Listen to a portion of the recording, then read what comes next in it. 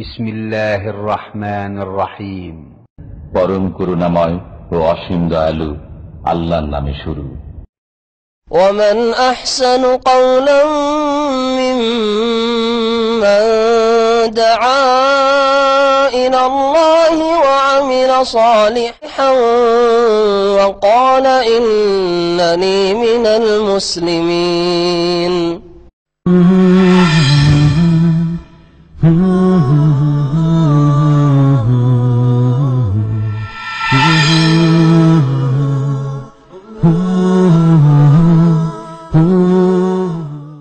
أعوذ بالله من الشيطان الرجيم إن في خلق السماوات والأرض واختلاف الليل والنهار لآيات لأولي الألباب الذين يذكرون الله قياما وقعودا وعلى جنوبهم ويتفكرون في خلق السماوات والأرض ربنا ما خلقت هذا باطلا سبحانك فقنا عذاب النار ربنا إنك من تدخل النار فقد أخزيته وما للظالمين من أنصار ربنا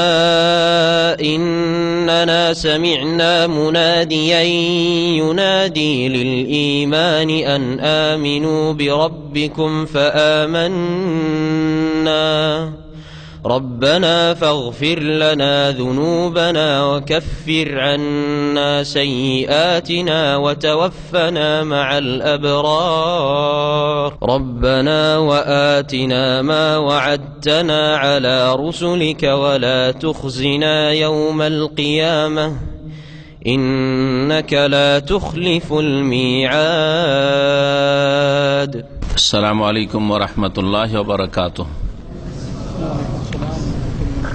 إن الحمد لله نحمده ونستعينه ونستغفره ونعوذ بالله من شرور أنفسنا ومن سيئات أعمالنا من يهده الله فلا مضل له ومن يضلل فلا هادي له وأشهد أن لا إله إلا الله وحده لا شريك له وأشهد أن محمدا عبده ورسوله صلى الله تعالى عليه وعلى آله وصحبه وسلم تسليما كثيرا. أما بعد فإن خير الحديث كتاب الله وخير الهدي هدي محمد صلى الله عليه وسلم وشر الأمور محدثاتها وكل محدثة بدعة وكل بدعة ضلالة وكل ضلالة في النار.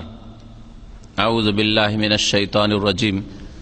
اليوم أكملت لكم دينكم وأتممت عليكم نعمتي ورضيت لكم الإسلام دينا. وقال الله تعالى في آية أخرى لقد من الله على المؤمنين إذ بعث فيهم رسولا من أنفسهم يتلو عليهم آياته ويزكيهم ويعلمهم الكتاب والحكمة وإن كانوا من قبل لفي ضلال مبين. সম্মানিত শ্রোতা মণ্ডলী, আজকে আল্লাহ পাক রব্বুল আলামিনের প্রশংসা সুন্নতি খুতবায় পেশ করেছি, আর তার সাথে সাথে রাসূলুল্লাহ সাল্লাল্লাহু আলাইহি সাল্লামের উপর সালাত ও সালাম পেশ করেছি। আজকে 1437 হিজরির রবিউল আউয়াল মাস, তারিখ হচ্ছে 6 রবিউল আউয়াল 1437 হিজরি। আমাদের মুসলিমদের তারিখ হচ্ছে ইসলামিক তারিখ, ইসলামিক সাল। তার সম্পর্ক হচ্ছে চাঁদের সাথে, যা শুরু হয় মুহররম থেকে আর শেষ হয় জিলহজে গিয়ে। সুতরাং প্রত্যেক মুসলিমের জন্য এগুলি জানা, এই মোতাবেক চলা আর এই তারিখগুলিকে ব্যবহার করা, এগুলোকে মুখস্থ রাখা, এগুলির মাধ্যমে আদান প্রদান করা ফরজ কাজ। এটা অত হালকা বিষয় নাই যেমন আজকাল অধিকাংশ মুসলিমরা মনে করেছে। এই রবিউল আউয়াল মাস,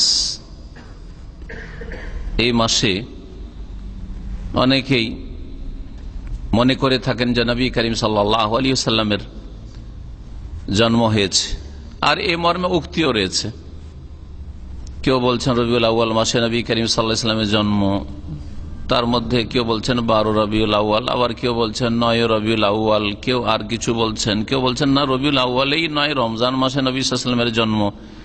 এছাড়াও একাধিক কয়েকটি উক্তি রয়েছে। কিন্তু সমাজে যেহেতু অধিকাংশ মুসলিমরাই জানে যে রবিউল আউয়াল মাসে নবী করিম সাল্লাল্লাহু আলাইহি ওয়াসাল্লামের জন্ম, আর তাও 12 রবিউল আউয়ালে জন্ম, আর মাত্র কয়েকদিন পরে 12 রবিউল আউয়াল আসবে। সুতরাং এই রবিউল আউয়াল মাসে বা রবিউল আউয়াল মাসের 12 তারিখে অথবা তার আগে বা পরে যেন আমাদের জীবনে আল্লাহ পাকের অসন্তুষ্টির কোনো কাজ না থাকে, রাসূলুল্লাহ সাল্লাল্লাহু আলাইহি সাল্লামের আদর্শ বিরোধী কোনো কাজ না থাকে। কারণ আমাদেরকে আদেশ করা হয়েছে যে এক আল্লাহ পাকের ইবাদত করবে, আর এই আদেশ করা হয়েছে যে একমাত্র রাসূলুল্লাহ সাল্লাল্লাহু আলাইহি সাল্লামের তরিকা অনুযায়ী তোমরা চলবে, তোমরা ইবাদত বন্দি করবে। তরিকা হবে রাসূলুল্লাহ সাল্লাল্লাহু আলাইহি সাল্লামের, আর ইবাদত হবে একমাত্র আল্লাহ পাক রব্বুল আলামিনের। তাহলে আমাদের ইবাদতগুলি ইবাদত হবে, নেকির কাজগুলি নেকির কাজে পরিণত হবে বা নেকির কাজ বলে গণ্য হবে, তাতে কিছু পাবেন আপনি, যার মাধ্যমে আপনার দুনিয়া আখিরাতের কল্যাণ হবে। আর এর বিপরীতটা যদি হয়, ইবাদত এক আল্লাহর জন্য না হয়ে তাতে আর কারো ভাগ থাকে, তাহলে সেটার নাম শিরক।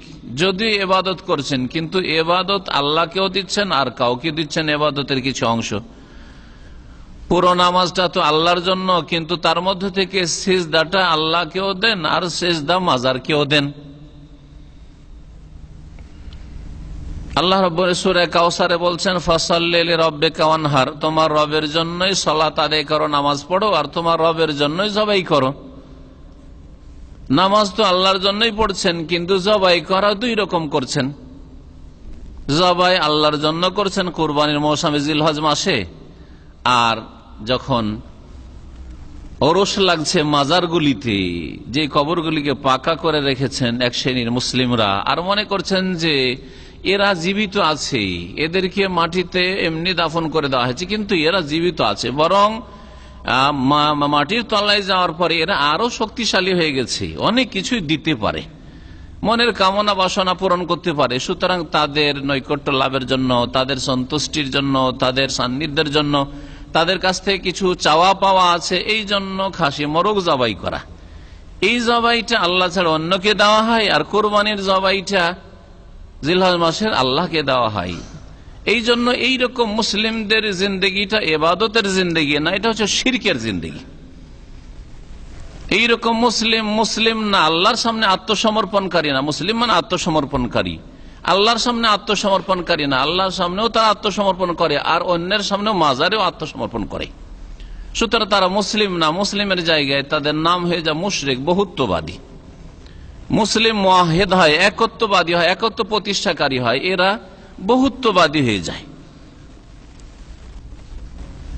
আর দ্বিতীয় যে বিষয়টি বললাম, আর এই দুটোই কথা কালিমা তাইয়্যিবাতে রয়েছে, লা ইলাহা ইল্লাল্লাহ, ইবাদত একমাত্র আল্লাহ রাব্বুল আলামিনের জন্য করবেন, আর মুহাম্মদুর রাসূলুল্লাহ এর শাহাদাত দেবেন। তার মানে রাসূলুল্লাহ সাল্লাল্লাহু আলাইহি সাল্লাম, যিনি মুহাম্মদ সাল্লাল্লাহু আলাইহি সাল্লাম, তিনি আল্লাহর রাসূল, আল্লাহর প্রেরিত দূত, আমাদের উদ্দেশ্যে আল্লাহ পাক তাকে পাঠিয়েছেন। সুতরাং তার তরিকা ছাড়া অন্য কোন তরিকা আমরা জানিও না, বুঝিও না, মানিও না, আর কোন তরিকা দিয়ে জান্নাত যাওয়াও যায় না। একটাই তরিকা দিয়ে জান্নাত যাওয়া যায়, সেটা হচ্ছে মুহাম্মদুর রাসূলুল্লাহ সাল্লাল্লাহু আলাইহি সাল্লামের তরিকা।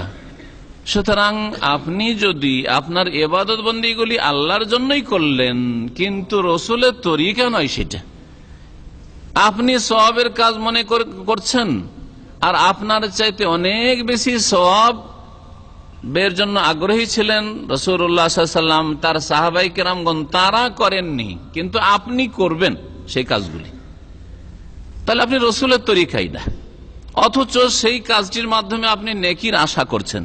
তাহলে কি আপনি মনে করেন যে আপনি বেশি নেকির ক্ষেত্রে আগ্রহী? রাসূলুল্লাহ সাল্লাল্লাহু আলাইহি ওয়াসাল্লামের চাইতে, তার সাহাবায়ে কেরামের চাইতে, তার চার খলিফা আবু বকর, ওমর, ওসমান, আলী রাদিয়াল্লাহু আনহুম আজমাইন, তাদের চাইতে বেশি নেকির কাজে আগ্রহী? কখনো না। যদি বলেন তো আপনি মিথ্যুক। সুতরাং আমরা জানবো যে রবিউল আউয়াল মাসে আমাদের জন্য এমন কিছু করণীয় আছে কি যা করা হয়, এই বিষয়টি জানবো। কোরআনে কারীমের আয়াত দিয়ে শুরু করব, আর রাসূলুল্লাহ সাল্লাল্লাহু আলাইহি ওয়াসাল্লামের কিছু হাদিস পেশ করব সুন্নাত এবং বিদআত সম্পর্কে।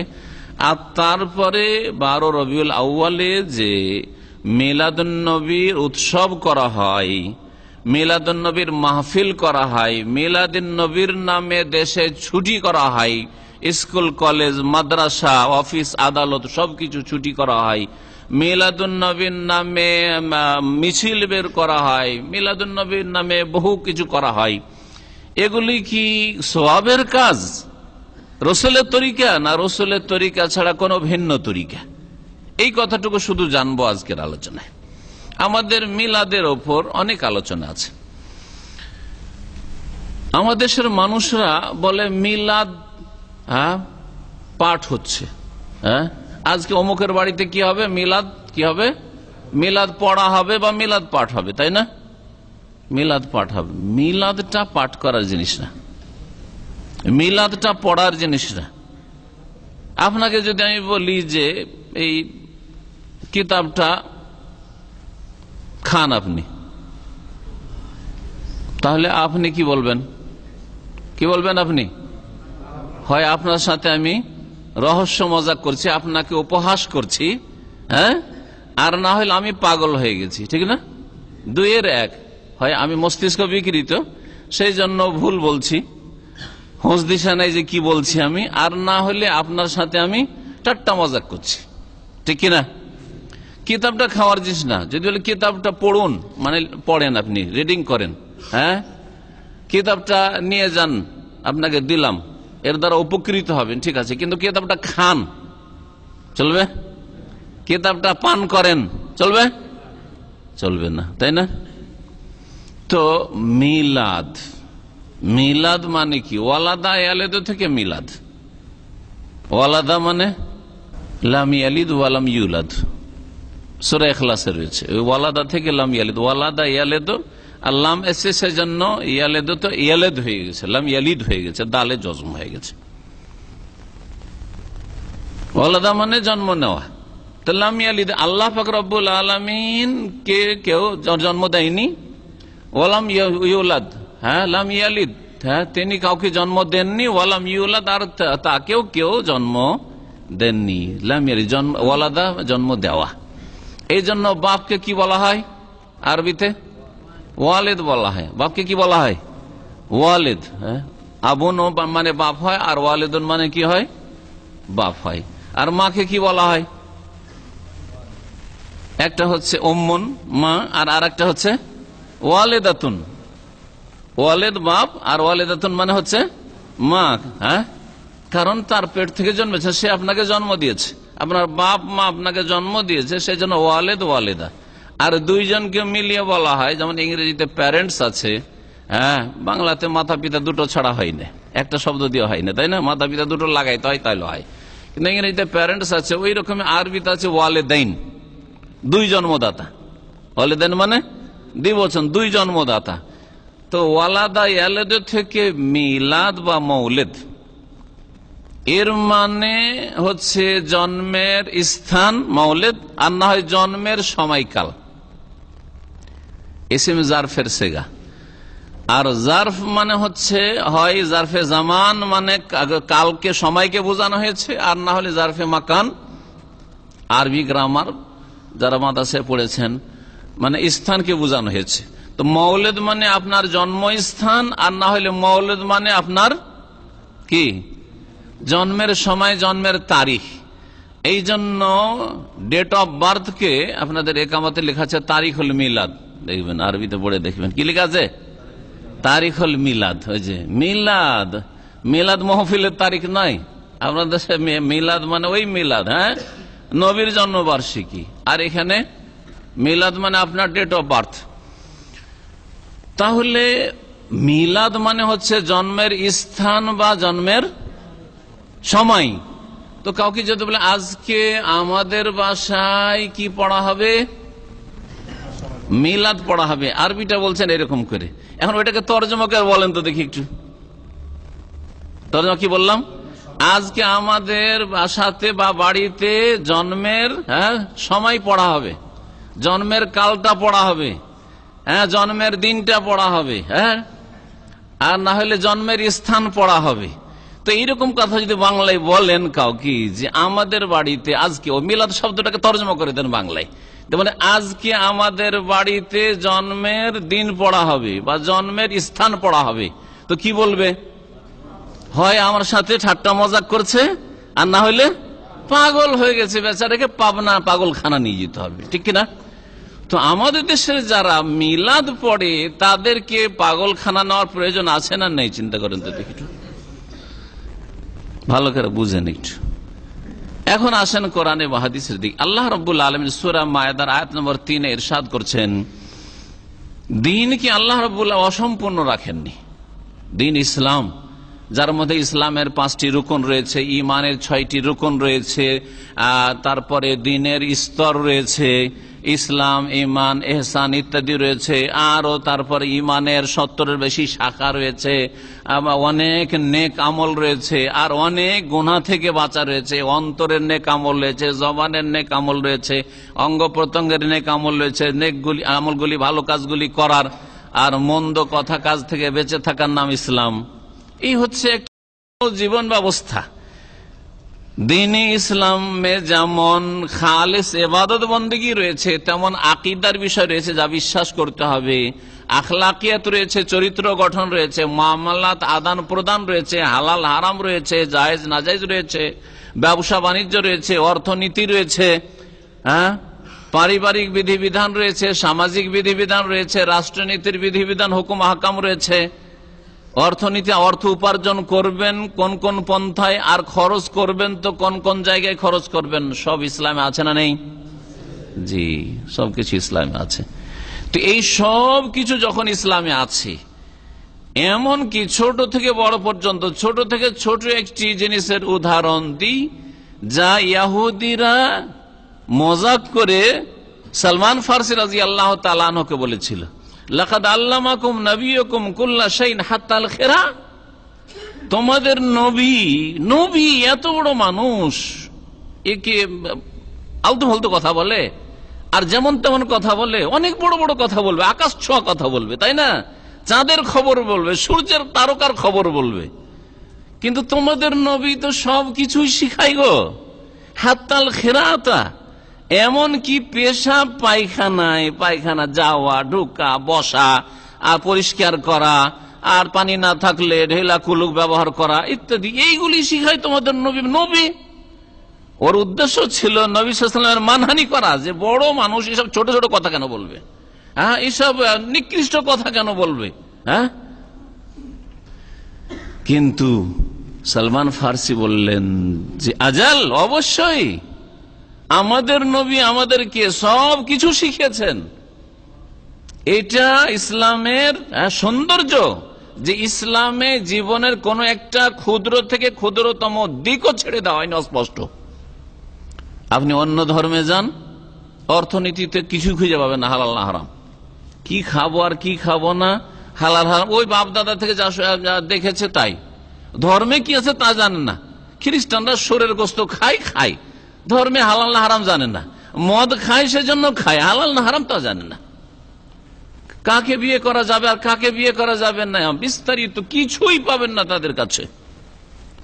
কিন্তু দ্বীন ইসলামে কোন মেয়েটাকে বিয়ে করা চলবে, কোনটা মেয়েকে বিয়ে করা যাবে না, কোনটাকে আপনার স্ত্রীর সাথে একত্রিত করা যাবে, জমা করা যাবে, কোনটাকে একসাথে রাখা যাবে না, সব কিছু রয়েছে। হ্যাঁ, অবশ্যই আমাদের নবী সাল্লাল্লাহু আলাইহি ওয়াসাল্লাম আমাদেরকে সবকিছু শিখিয়েছেন। এটা কিসের প্রমাণ করে? প্রমাণ করে যে দ্বীন হচ্ছে কমপ্লিট। দ্বীন কমপ্লিট। আল্লাহ পাক বলছেন, আল-ইয়াওমা আকমালতু লাকুম দীনাকুম। নবী মুহাম্মদ রাসূলুল্লাহ সাল্লাল্লাহু আলাইহি ওয়াসাল্লাম আরাফার ময়দানে বিদায় হজ 10ম হিজরিতে, আরাফার ময়দানে কোন দিনে? দিনটা কি ছিল? তারিখ হিজরি হচ্ছে 10ম হিজরি, কিন্তু তারিখটা 9 জিলহজ মাসের 9 তারিখ আরাফার দিন নবী সাল্লাল্লাহু আলাইহি সাল্লামের এই বিদায় হজ, এই হচ্ছে একটি হজ তার ইসলামের জিন্দেগিতে 23 বছরের জীবনে। কারণ তার আগে কাফেরদের দখলে ছিল মক্কা, 8ম হিজরি পর্যন্ত কাফেরদের দখলে ছিল। কাফেরদের দখলেই যখন মক্কা, তাহলে হজ ফরজ হওয়ার কোনো যুক্তি নেই। এমন কিছু আল্লাহ ফরজ করতে পারে না যেখানে ঢুকতেই পারবো না। হ্যাঁ, তাহলে 8ম হিজরিতে মক্কা বিজয় হলো, 9ম হিজরিতে এখনো কাফের মুশরিকেরা ছড়িয়ে ছিটিয়ে আছে, আর ওরা অনেকে ন্যাংটা হয়ে তওয়াফ করে, পুরুষ মহিলা একাকার হয়ে, তারপরে ওরা শিরক করে। সুতরাং এসবকে উৎখাত করতে হবে, আর মক্কার চারিদিককে শিরক থেকে আর মুশরিক থেকে পাক পবিত্র করতে হবে। এর জন্য আবু বকর সিদ্দিক রাদিয়াল্লাহু তাআলা আনহুকে এবং নবী করিম সাল্লাল্লাহু আলাইহি সাল্লামের চাচাতো ভাই জামাই আলী রাদিয়াল্লাহু তাআলা আনহুকে দুইজনকে পাঠালেন যে যাও তোমরা এবার হজে যাও, আর হজে গিয়ে মিনায়, মুজদালিফায়, আরাফায় যেখানে যেখানে লোকজনের সমাগম থাকবে সেখানে গিয়ে ঘোষণা করে এসো যে আল্লাহ ইয়াহুজ্জা বাদাল আমে মুশরিকুন ওয়ালা ইয়াতুফু বিল বাইতি উরিয়ানুন। এই বছরের পরে যেন কোন মুশরিক বাইতুল্লাহর হজ করার জন্য না আসে। তার মানে এর আগে মুশরিকেরা হজ করত, হজ করছে কাবা ঘরের, আল্লাহর ঘর ইব্রাহিম আলাইহিস সালামের তৈরি করা ঘরের তওয়াফও করে, আর পাশে চারিদিকে 360টা মূর্তি আছে, ওগুলোর পূজাও করে। এর নাম ধর্ম। তো ওদের ধর্ম যখন কবুল হলো না, তাদেরকে হেদায়েতের জন্য আল্লাহ পাক রব্বুল আলামিন শেষ রাসূল মুহাম্মদুর রাসূলুল্লাহ সাল্লাল্লাহু আলাইহি ওয়াসাল্লামকে পাঠালেন। তাহলে আজকে যারা আমাদের সমাজের মুসলিম 5 ওয়াক্ত নামাজও পড়ে, হজও করে, অনেক নেকির কাজও করে, জিকির আজকারও করে, অনেক দান খায়রাতও করে, মসজিদ মাদ্রাসা করে, এতিমখানা করে, আর কবর মাজার পূজাও করে, কোন পার্থক্য আছে এই দুই জাতিতে? মক্কার মুশরিকরা হজ উমরা করত, আর কাবার খেদমত করত, কাবার মুতাওয়াল্লি তারা ছিল, আর তার সাথে তারা মূর্তি পূজা করত। নাকি শুধু মূর্তি পূজা করলে মুশরিক হয়, আর মূর্তি পূজা না করে শুইয়ে দিয়ে, মূর্তিটাকে শুইয়ে দিয়ে দাফন করে দেন, ওটাকে দাঁড় না করে হিন্দুদের মতো আর মক্কার মুশরিকদের মতো যদি পুঁতে দেন, আর পুঁতে দিয়ে যদি পূজা করেন, তাহলে ওটা শিরক হবে না? একই জিনিস আর একই ধরনের পূজা করা। কি পূজা করা?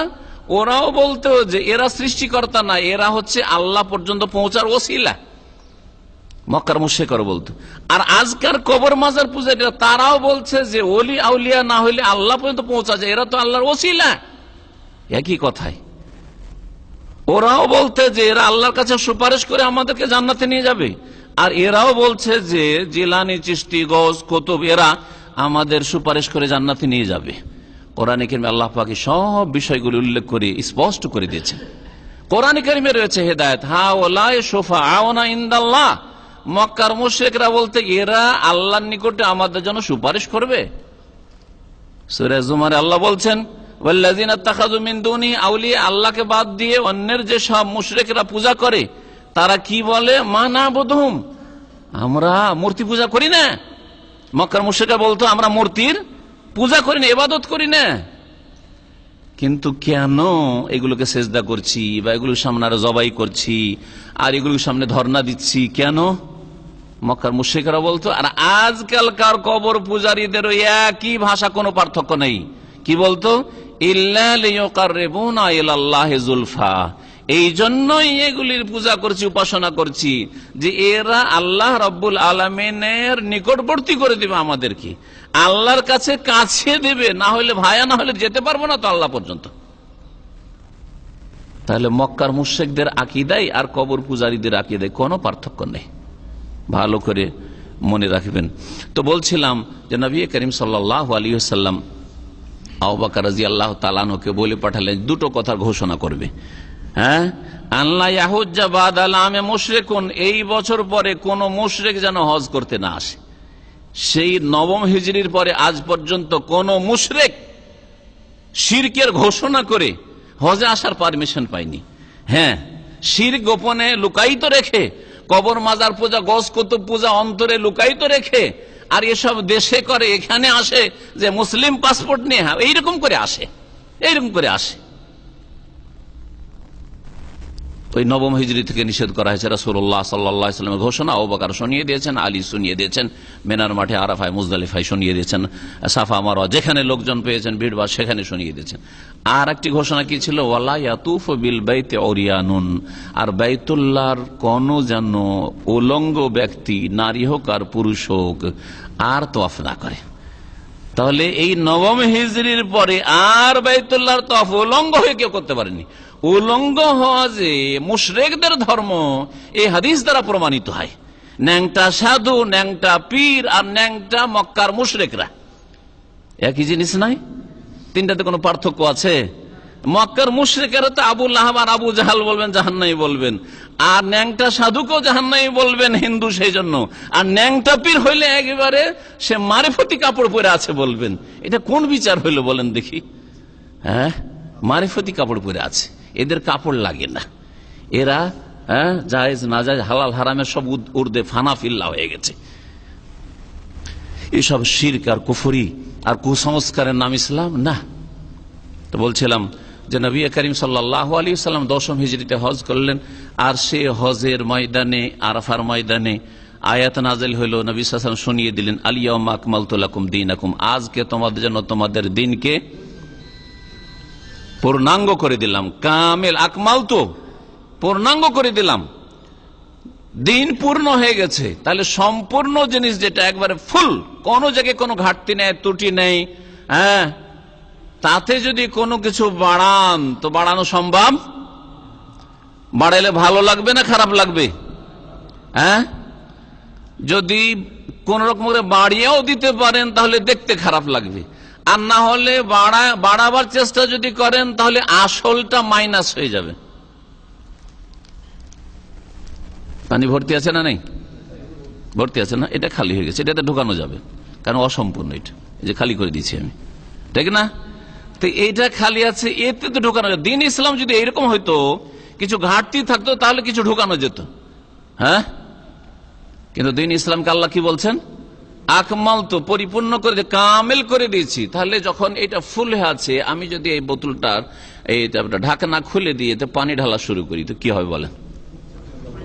হ্যাঁ, যেটা আমার বাইরে থেকে ঢালছি ওটাই পড়বেন না, এই ভিতরগুলো পড়বে, মানে আসলটাও পড়ে যাবে, তাই না? আসলটা পড়ে যাবে, আর বাইরে যে ভেজালা পানি সেই পানিটা ঢুকে যাবে। বাইরের পানি ভেজালা হইতে পারে, হ্যাঁ, নলের পানি হইতে পারে, হ্যাঁ, ময়লা আবর্জনাওয়ালা পানিও হইতে পারে, সে জায়গাতে ঢুকে যাবে, আর এটা কি হয়ে যাবে? মাইনাস হয়ে যাবে, কমে যাবে। কমবে না? কমবে না। তাহলে যারা দিন ইসলাম মোকাম্মল হয়ে গেছে, সম্পূর্ণ হয়ে গেছে আল্লাহ বলছেন, তারপরও তাতে কিছু বাড়াবার চেষ্টা করবে, সেটা জন্মবার্ষিকী পালন করা হোক, নবীর মিলাদুন নবী হোক, আর আপনার হোক, আপনার স্ত্রীর জন্মবার্ষিকী পালন করা হোক, আর আপনার বিবাহ দিবস, ম্যারেজ ডে পালন করা হোক, আপনার ছেলে মেয়েদের জন্মদিবস উপলক্ষে কেক কাটাই হোক, হ্যাঁ, যা কিছু হোক না কেন, এইরকম যা কিছু হোক না কেন, ওরস হোক, যে অমুক তারিখ ওরস লাগে আমাদের, যত কিছু হোক না কেন, যখন ধর্ম বলে নেকির আশায় কোনো কিছু মোকাম্মল দিন, সম্পূর্ণ দিন, তাতে যখন ঢোকাবার চেষ্টা করবে, তখন কি হয়ে যাবে? আসলটা বেরিয়ে পড়বে। আসলটা বেরিয়ে পড়বে। আসলটা বেরিয়ে যদি পড়ে, এটা আল্লাহর গজব দিনের ক্ষেত্রে। আর বিদাতীদের উপর আল্লাহর গজব রয়েছে।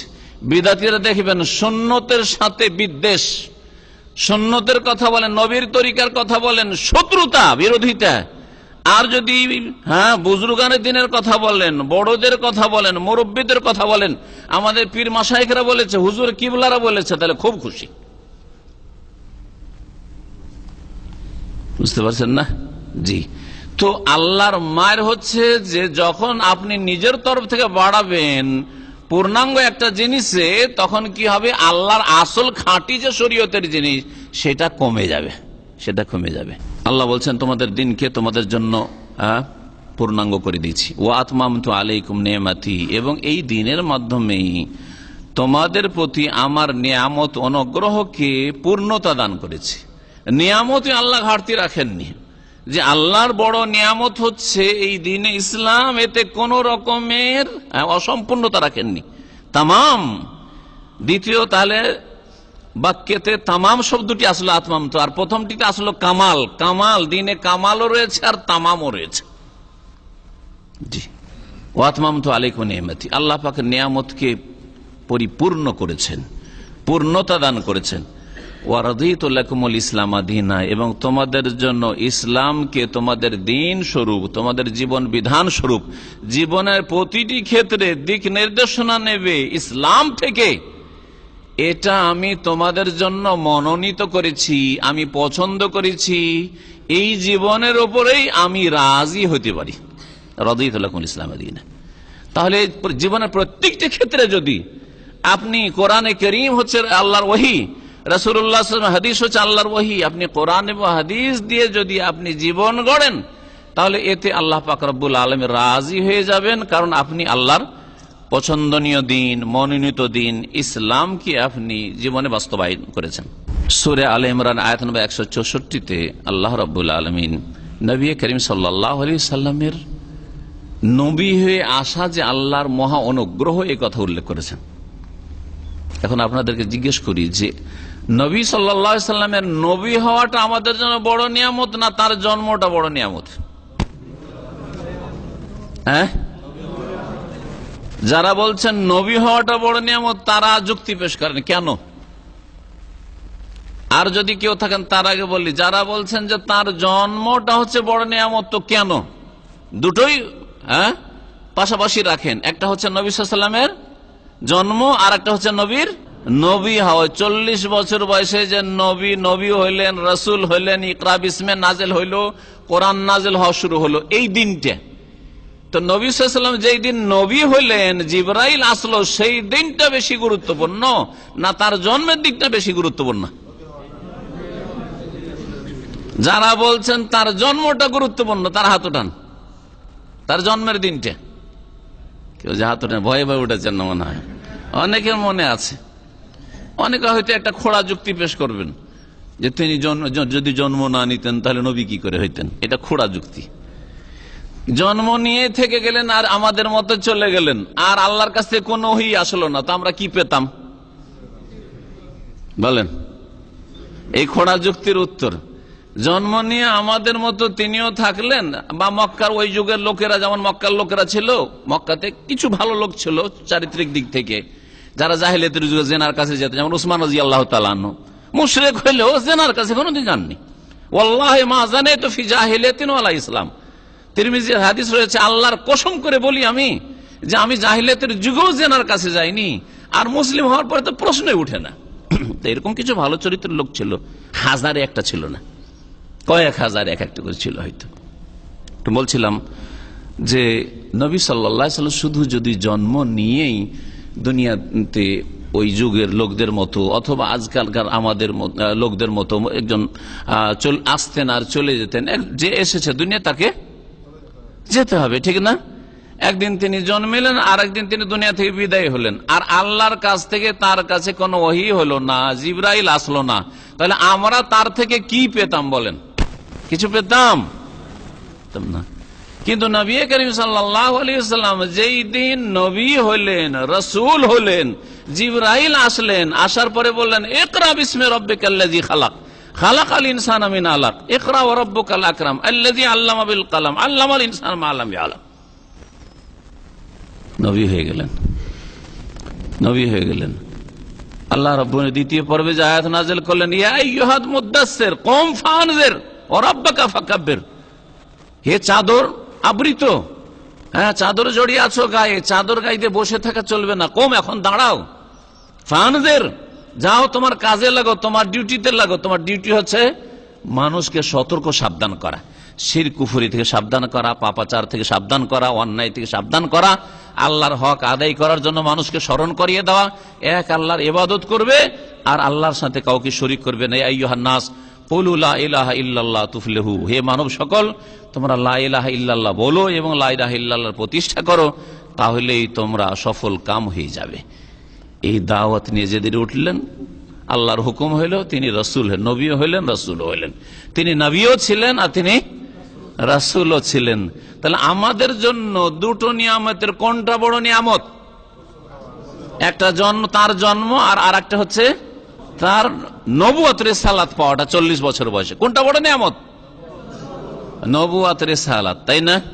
কারণ তার কাছে রিসালাত যখন আসা শুরু হলো, ওহী আসলো, কোরআনে কারীমে হুকুম আহকাম আসলো, হালাল হারাম আসলো, 5 ওয়াক্ত নামাজ তিনি মেরাজ থেকে নিয়ে আসলেন, যাকাত আসলো, সিয়াম রোজা আসলো, হজ আসলো, পর্দা আসলো, ওয়ালা তাকাবু জিনা, জিনার কাছে কাছেও যেও না হুকুম আসলো, বহু হুকুম আহকাম আসলো। আসলো না? আসলো না? কত নিয়ামত আমাদের জন্য আসলো তার মাধ্যমে আল্লাহ রাব্বুল আলামিনের তরফ থেকে। তো এই জন্য কোরআনে কারীমে আল্লাহ পাক বড় অনুগ্রহের কথা উল্লেখ করেছেন। যদি তার জন্মের দিনটা বড় অনুগ্রহের দিন, আল্লাহর বড় অনুগ্রহের দিন হইতো, আল্লাহর বড় নিয়ামতের দিন হইতো, তাহলে সেই দিনের কথা কোরআনে কারীম উল্লেখ করতেন। কোরআনের কোন আয়াতে তার জন্মের তারিখের কথা, এই তোমাদের জন্য নবীকে আমি সৃষ্টি করেছি আর তিনি যে জন্ম নিয়েছেন ওই দিনটাকে স্মরণ করো, এরকম কথা বলেন নাই। ওই দিনটাকে স্মরণ করো যেই দিন তোমাদের নবী জন্ম নিয়েছেন, এইরকম কথা কোরআনে কারীমে নেই। কিন্তু স্মরণ করো ওই দিনকে যেই দিন রাসূল তোমাদের কাছে পাঠিয়েছেন। আল্লাহ পাক বলছেন, লাকাদ মান্নাল্লাহু আলাল মুমিনিন, নিঃসন্দেহে আল্লাহ রাব্বুল আলামিন মুমিনদের উপর বড় অনুগ্রহ করেছেন। মান মানে ইহসান, আল্লাহ পাকের বড় অনুগ্রহ রয়েছে, বড় ইহসান রয়েছে আল্লাহ রাব্বুল আলামিনের। কার উপর? মুমিন মুসলিমদের উপর। কিসের ইহসান? ইয বাসা ফীহিম রাসূলাম মিন আনফুসিহিম, যখন একজন রাসূলকে আল্লাহ পাঠালেন তাদেরই মাঝে থেকে, তাদের সমাজ থেকে, তাদের মধ্য থেকে, মানুষের মধ্য থেকে। তো রাসূল সাল্লাল্লাহু আলাইহি সাল্লাম কি ছিলেন? মানুষ ছিলেন না ফেরেশতা ছিলেন? মানুষ ছিলেন, তাই না? মানুষ আদম সন্তান না ফেরেশতা সন্তান? আদম সন্তান। তো আদম সন্তান, আদম মাটির তৈরি না নূরের তৈরি? মাটির তৈরি। তো তার সন্তান মাটির তৈরি। আর কোরআনে কারীমে রয়েছে যে আদমকে আল্লাহ রাব্বুল আলামিন কি দিয়ে তৈরি করেছেন? মাটি দিয়ে তৈরি করেছে। ইন্না মাসালা ঈসা ইনদাল্লাহি কামাসালি আদম, ঈসা আলাইহিস সালামের উপমা হচ্ছে ইনদাল আল্লাহর নিকট আদমের মতো। খালাকাহু মিন তুরাব, আদমকে আল্লাহ কি দিয়ে তৈরি করেছেন? তুরাব, মাটি দিয়ে তৈরি করেছেন। তা আদম সন্তান মাটির তৈরি।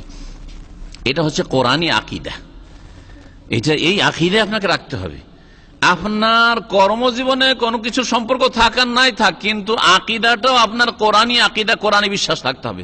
কোরআন বিরোধী যদি বিশ্বাস থাকে তাহলে আপনার ভালো কাজগুলি কবুল হবে না।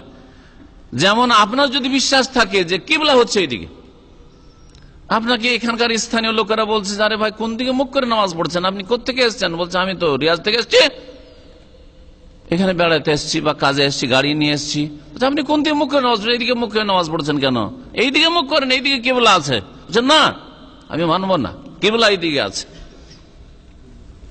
একজন না, দুইজন, চারজন, পাঁচজন, 10 জন সাক্ষী দিচ্ছেন, কারো কথা মানবেন না। হটকারিতা যদি বলেন না আমি যেটা বুঝেছি সেটাই ঠিক, তা নামাজ কবুল হবে? নামাজ কবুল হবে না। জি, তো আকীদাটা হচ্ছে ঠিক কিবলার মতো। আকীদা হচ্ছে কিবলার মতো। আপনি কিবলা জেনে শুনে যদি উল্টো পাল্টা করে নামাজ পড়ে, সারা জিন্দেগির নামাজ এক ওয়াক্ত কবুল হবে না, এক রাকাত কবুল হবে না। ঠিক তেমনি আপনার আকীদায় যদি ভুল থাকে যে নবী নূরের পয়দা, যেমন ফেরেশতারা জিবরাইল মিকাইল নূরের পয়দা, নবী মাটির পয়দা নয়, তাহলে আপনার আকীদাতেই ভুল আছে, কিবলাই গড়বড় আছে। সুতরাং আপনার নামাজ, রোজা, হজ, যাকাত কবুল হবে না। ভালো করে শুনে রাখেন, আগে আকীদা, ফেত, বিশ্বাসটা ঠিক করতে হবে, মগজ সহি করতে হবে, কলব সহি করতে হবে, তারপরে ইবাদত সহি করতে হবে, তারপরে আখলাক চরিত্র সহি করতে হবে। আগে আখলাক চরিত্র ভালো করলেন, অনেক অমুসলিম হিন্দু, ইহুদি, নাসারা বড় চরিত্র বানাচ্ছে, সেই চরিত্র দিয়ে জান্নাত পাবে না। অনেক মুসলিম সমাজ আছে আমার চাইতে, আপনার চাইতে অনেক বেশি রাকাত নামাজ পড়ে, নফল পড়ে, এর সাথে 17 রাকাত পড়ে এসছে। এর সাথে আমরা 4 আর 3 7 রাকাত পড়ি, ওর 17 রাকাত পড়ে এসছে। হ্যাঁ, বুঝা গেছে না? এবং আল্লাহ 4 রাকাত বলেছেন, নবী 2 রাকাত সুন্নত বলেছেন। 7 রাকাত পড়লে আপনি জান্নাত পেয়ে যাবেন ইনশাআল্লাহ তাআলা। 17 পড়ে এসছে, কিন্তু আকীদা গড়বড়, কোনো কাজ হবে না, কোনো কাজ হবে না। ইবাদত দিয়ে আগে আপনাকে আকীদাটা ঠিক করতে হবে, বিশ্বাস ঠিক করতে হবে। বলছেন মিন আনফুসিহিম, তাদেরই মধ্য থেকে, তার মানে মক্কার লোকেরা মানুষ ছিল আর তাদেরই বংশ থেকে, কুরাইশ থেকে নবী মুহাম্মদ সাল্লাল্লাহু আলাইহি ওয়াসাল্লাম এসেছেন, সুতরাং তিনিও মানুষ। আল্লাহর বড় অনুগ্রহ এটি। ইয়াতলু আলাইহিম আয়াতিহি, নবী মুহাম্মদ সাল্লাল্লাহু আলাইহি ওয়াসাল্লাম এসে আল্লাহর আয়াতগুলি পাঠ করে শোনান। আল্লাহর আয়াতগুলি কখন পাঠ করেছেন নবী সাল্লাল্লাহু আলাইহি ওয়াসাল্লাম? জন্মের কয় বছর পরে? 10 বছর পরে? হ্যাঁ, 15 বছর, 20 বছর পরে, 35 বছর পরে, হ্যাঁ 40 বছরে যখন ওহী আসলো, তাই না? যখন তিনি, তার নাম কি হলো? শুধু মোহাম্মদ থাকলো না, মোহাম্মদ রাসূলুল্লাহ, মোহাম্মদ নবীউল্লাহ। জি, যখন তার নাম নবী হলো, তার নাম রসুল হলো, হ্যাঁ, তিনি খাতামুন নবীন বলে ঘোষিত হলেন, যে তারপর আর কোন নবী আসবে না। তো আল্লাহ পাকের আয়াত তিনি তেলাওয়াত করে শোনান। ওয়ায়ুযাক্কিহিম, আর সেই আয়াতগুলির মাধ্যমে মানুষকে পাক পবিত্র করেন। মানুষের আকীদা শিরক কুফরি ছিল, পাক পবিত্র করে তাওহীদকে নিয়ে আসেন। মানুষের আখলাক চরিত্রকে পাক পবিত্র, নোংরা চরিত্রের ছিল উত্তম চরিত্র বানান। এবং তাদের শরীর না পাক থাকতো, ফরজ গোসল জানতো না, ওযু জানতো না, তাদেরকে শরীর পাক করাও শিখাইলেন। ওয়ায়ুযাক্কিহিম, তাদের সবকিছু পাক পবিত্র করার শিক্ষা দিলেন রাসূলুল্লাহ সাল্লাল্লাহু আলাইহি ওয়াসাল্লাম। ওয়ায়ুআল্লিমুহুমুল কিতাব ওয়াল হিকমা, এবং তাদেরকে কিতাব আর হিকমতের, কিতাবের পাশাপাশি যখন হিকমতের কথা আল্লাহ বলেছেন, তখন তার মানে হচ্ছে হাদিস। তো নবী সাল্লাল্লাহু আলাইহি ওয়াসাল্লাম দুটো জিনিস শিখাইতে এসেছেন। কি? একটা হচ্ছে কোরআনে কারীম, আর একটা হচ্ছে রাসূলের হাদিস। নবী সাল্লাল্লাহু আলাইহি ওয়াসাল্লাম যা বলেছেন তা শিখিয়েছেন তিনি যা করেছেন এবং তার সামনে সাহাবীরা করেছেন, ঠিক আছে, সমর্থন করেছেন, অনুমোদন দিয়েছেন, এই তিনটি জিনিসের নাম হচ্ছে হাদিস। তো হিকমত বলা হয় নবী সাল্লাল্লাহু আলাইহি ওয়াসাল্লামের হাদিস কি? তো নবী সাল্লাল্লাহু আলাইহি ওয়াসাল্লাম কি করতেন? সাহাবায়ে কেরামদেরকে, মুসলিমদেরকে কোরআন শিখাইতেন। কোরআনের শুধু পড়া শিখাইতেন না, আর কারি সাহেব বানাইতেন না, হ্যাঁ, আর হাফেজ সাহেব বানাইতেন না, যে কোরআন বুঝিও না শুধু হাফেজ হয়ে যাও। হ্যাঁ, কোরআনের তরজমা জানা দরকার নাই, ভালো কারি মাখরাজটা ঠিক হইলেই হলো, আর ইখফা ইদগাম গুন্না ঠিক হইলেই হলো, আর এই টানটুন ঠিক হইলেই হলো, আর সুর সাতটা ঠিক হইলেই হলো। এসব শিখাইতে আসেনি রাসূলুল্লাহ সাল্লাল্লাহু আলাইহি ওয়াসাল্লাম।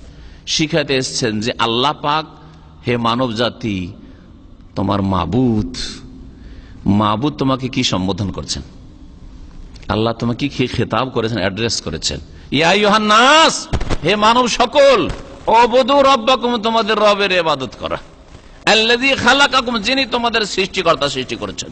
হ্যাঁ, ইয়া আইয়ুহাল্লাযীনা আমানু, হে মুমিন সকল, লা তুলহিকুম আমওয়ালুকুম ওয়ালা আওলাদুকুম আন যিকরিল্লাহ, তোমাদের ধন সম্পদ, ব্যবসা বাণিজ্য আর তোমাদের ছেলে মেয়ে আল্লাহর স্মরণ থেকে গাফিল করে পাপে লিপ্ত না করে দেয়, ফরজ ওয়াজিব না ছাড়িয়ে দেয়। হ্যাঁ, ব্যবসার জন্য, পয়সার জন্য, রোজগারের জন্য, আর 5টা রিয়ালের জন্য নামাজ ছেড়ে দিয়ে গাড়ি ধুইছেন, নামাজ ছেড়ে দিয়ে আপনি রাস্তায় চলাফেরা করছেন, নামাজ ছেড়ে দিয়ে আপনি ট্যাক্সি চালাচ্ছেন, যে কাস্টমারটা পৌঁছে দিলে এয়ারপোর্টে, এই নামাজ পড়তে পড়তে জামাত হইতে হতে একটা ট্রিপ দিয়ে চলে আসবো, 50 টাকা হাসিল হয়ে যাবে না। ওমাইয়া ফাল জালিকা, যারা এরকম নামাজের সময়, আল্লাহর জিকির আজকারের সময়, আর ফরজ জিকির হচ্ছে নামাজ, আল্লাহর স্মরণের সময় এই রুজি রোজগার করলো ছেলে মেয়েদের খাতিরে, অথবা ছেলে মেয়েরা তাকে গাফিল করে দিল আল্লাহ পাকের ইবাদত বন্দেগী থেকে, স্ত্রী তাকে গাফিল করে দিল আল্লাহ পাকের ইবাদত বন্দেগী থেকে, টাকা পয়সা গাফিল করে দিল, রোজগার গাফিল করে দিল, ফাউলাইকা হুমুল খাসিরুন, কখনো ভাবিয়েন না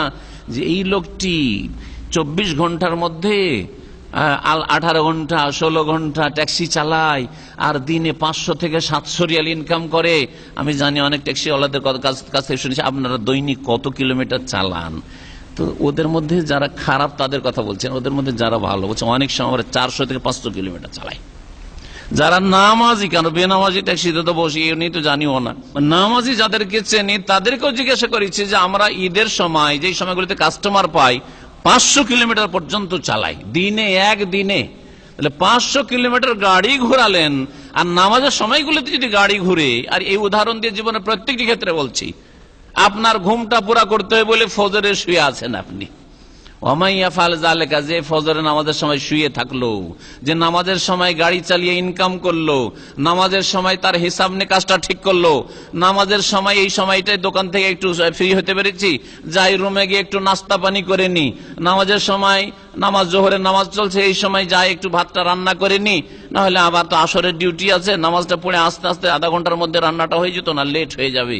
ওমাইয়া ফাল জালেকা, এইসব কাজ যারা করে তারা লাভবান। আল্লাহ কোরআনে সাক্ষী দিচ্ছেন ফাউলাইকা হুমুল খাসিরুন, এরা ক্ষতিগ্রস্ত। আল খাসিরুন, এরা ক্ষতিগ্রস্ত। খাসিরুন কোনদিন জান্নাত যাবে না। যারা জান্নাত যাবে তাদেরকে আল্লাহ ফায়েজুন বলেছেন, সাকসেসফুল তাদেরকে বলেছেন, সফল কাম বলেছেন, তাদেরকে মুফলিহুন আল্লাহ বলেছেন। আল্লাহ রাব্বুল আলামিন নবী করিম সাল্লাল্লাহু আলাইহি সাল্লামকে যে রাসূল করে পাঠিয়েছেন, এটা আল্লাহ পাকের বড় ইহসান। এটা হচ্ছে ইহসান।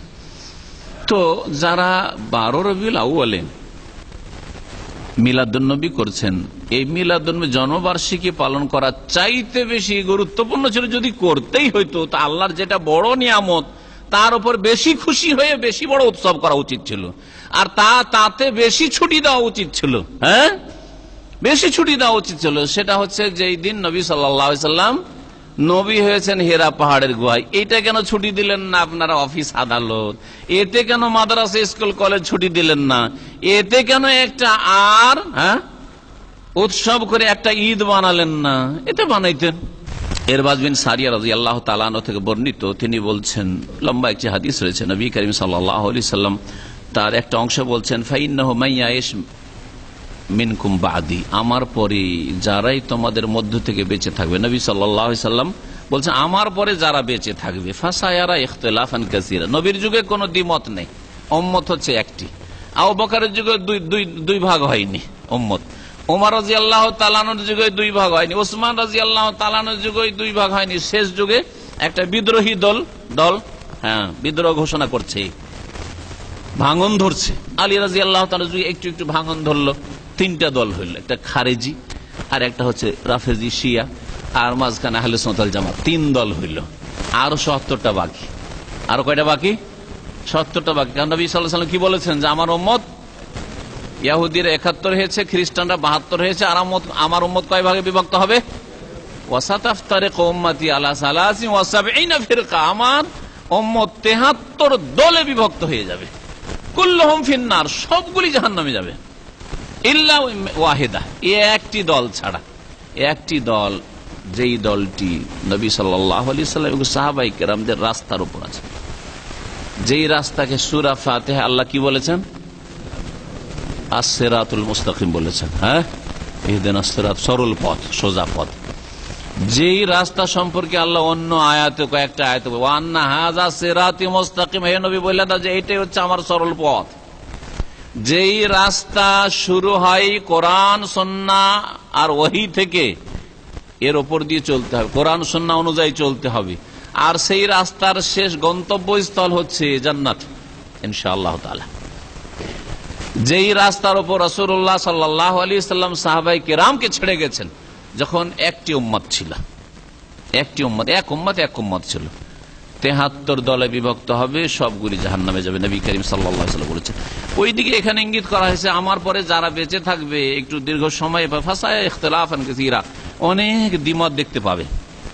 সাহাবীরা উপদেশের প্রয়োজন তাদের, নবী সাল্লাল্লাহু আলাইহি ওয়াসাল্লাম উপদেশ দিচ্ছেন যে দেখো, যখন তোমরা দ্বিমত দেখবে, দ্বন্দ্ব দেখবে, ফাটল দেখবে, কি করবে?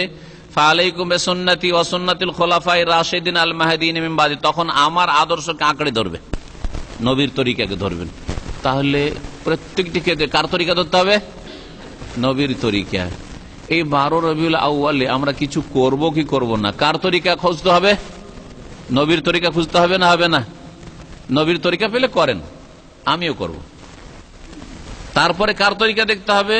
ওয়াসুন্নাতিল খুলাফায়ে রাশিদিন, আর খুলাফায়ে রাশিদিন 4 জনকে খুলাফায়ে রাশিদিন বলা হয়েছে। আবু বকর রাদিয়াল্লাহু আনহু, ওমর রাদিয়াল্লাহু আনহু, ওসমান রাদিয়াল্লাহু আনহু, আর আলী রাদিয়াল্লাহু তাআলা। টোটাল 4 খলিফার খেলাফত আমল, মানে রাজত্ব আমল কতদিন ছিল? 30 বছর। নবী সাল্লাল্লাহু আলাইহি ওয়াসাল্লাম আল খেলাফাতু ফি উম্মতি 30 সানা, আমার উম্মতে খেলাফত 30 বছর থাকবে। 30 বছর ছিল।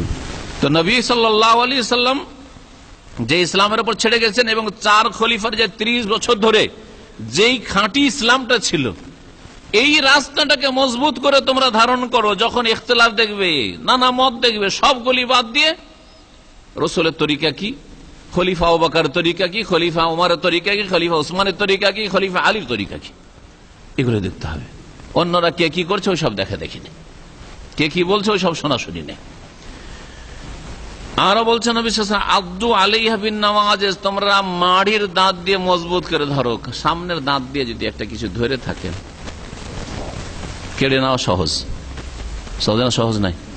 আমাদের আখ আছে, কুসর, কুসর খেয়েছেন তো না? কুসরকে সামনের দাঁত দিয়ে ধরে থাকি তো, আর একটু বেরিয়ে আছে, ধরে কেউ যদি টান দেয় জোরে, তো দাঁত ভেঙে চলে আসবে, ঠিক না?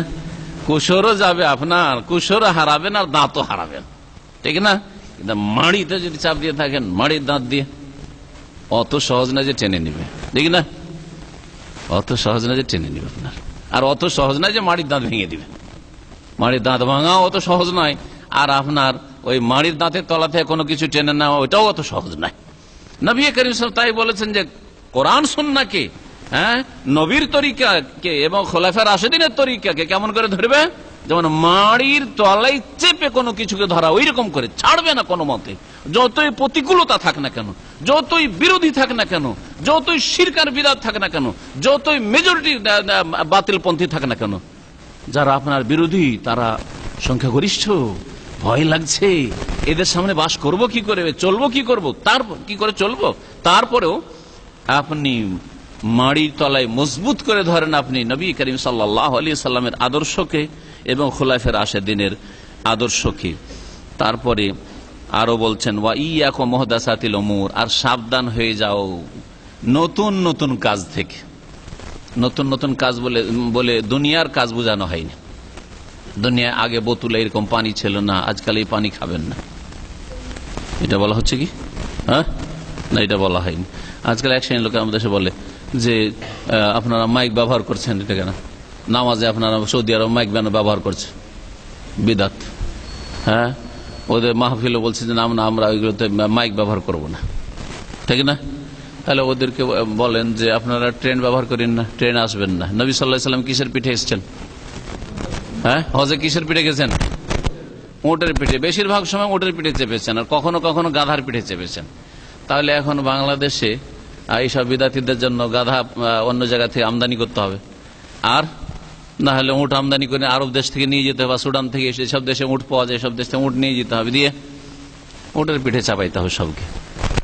বিশ্ব ইজতেমাতে যাবেন, উটের পিঠে চেপে যেতে হবে, কারণ মাইক ব্যবহার করা তো বিদাত।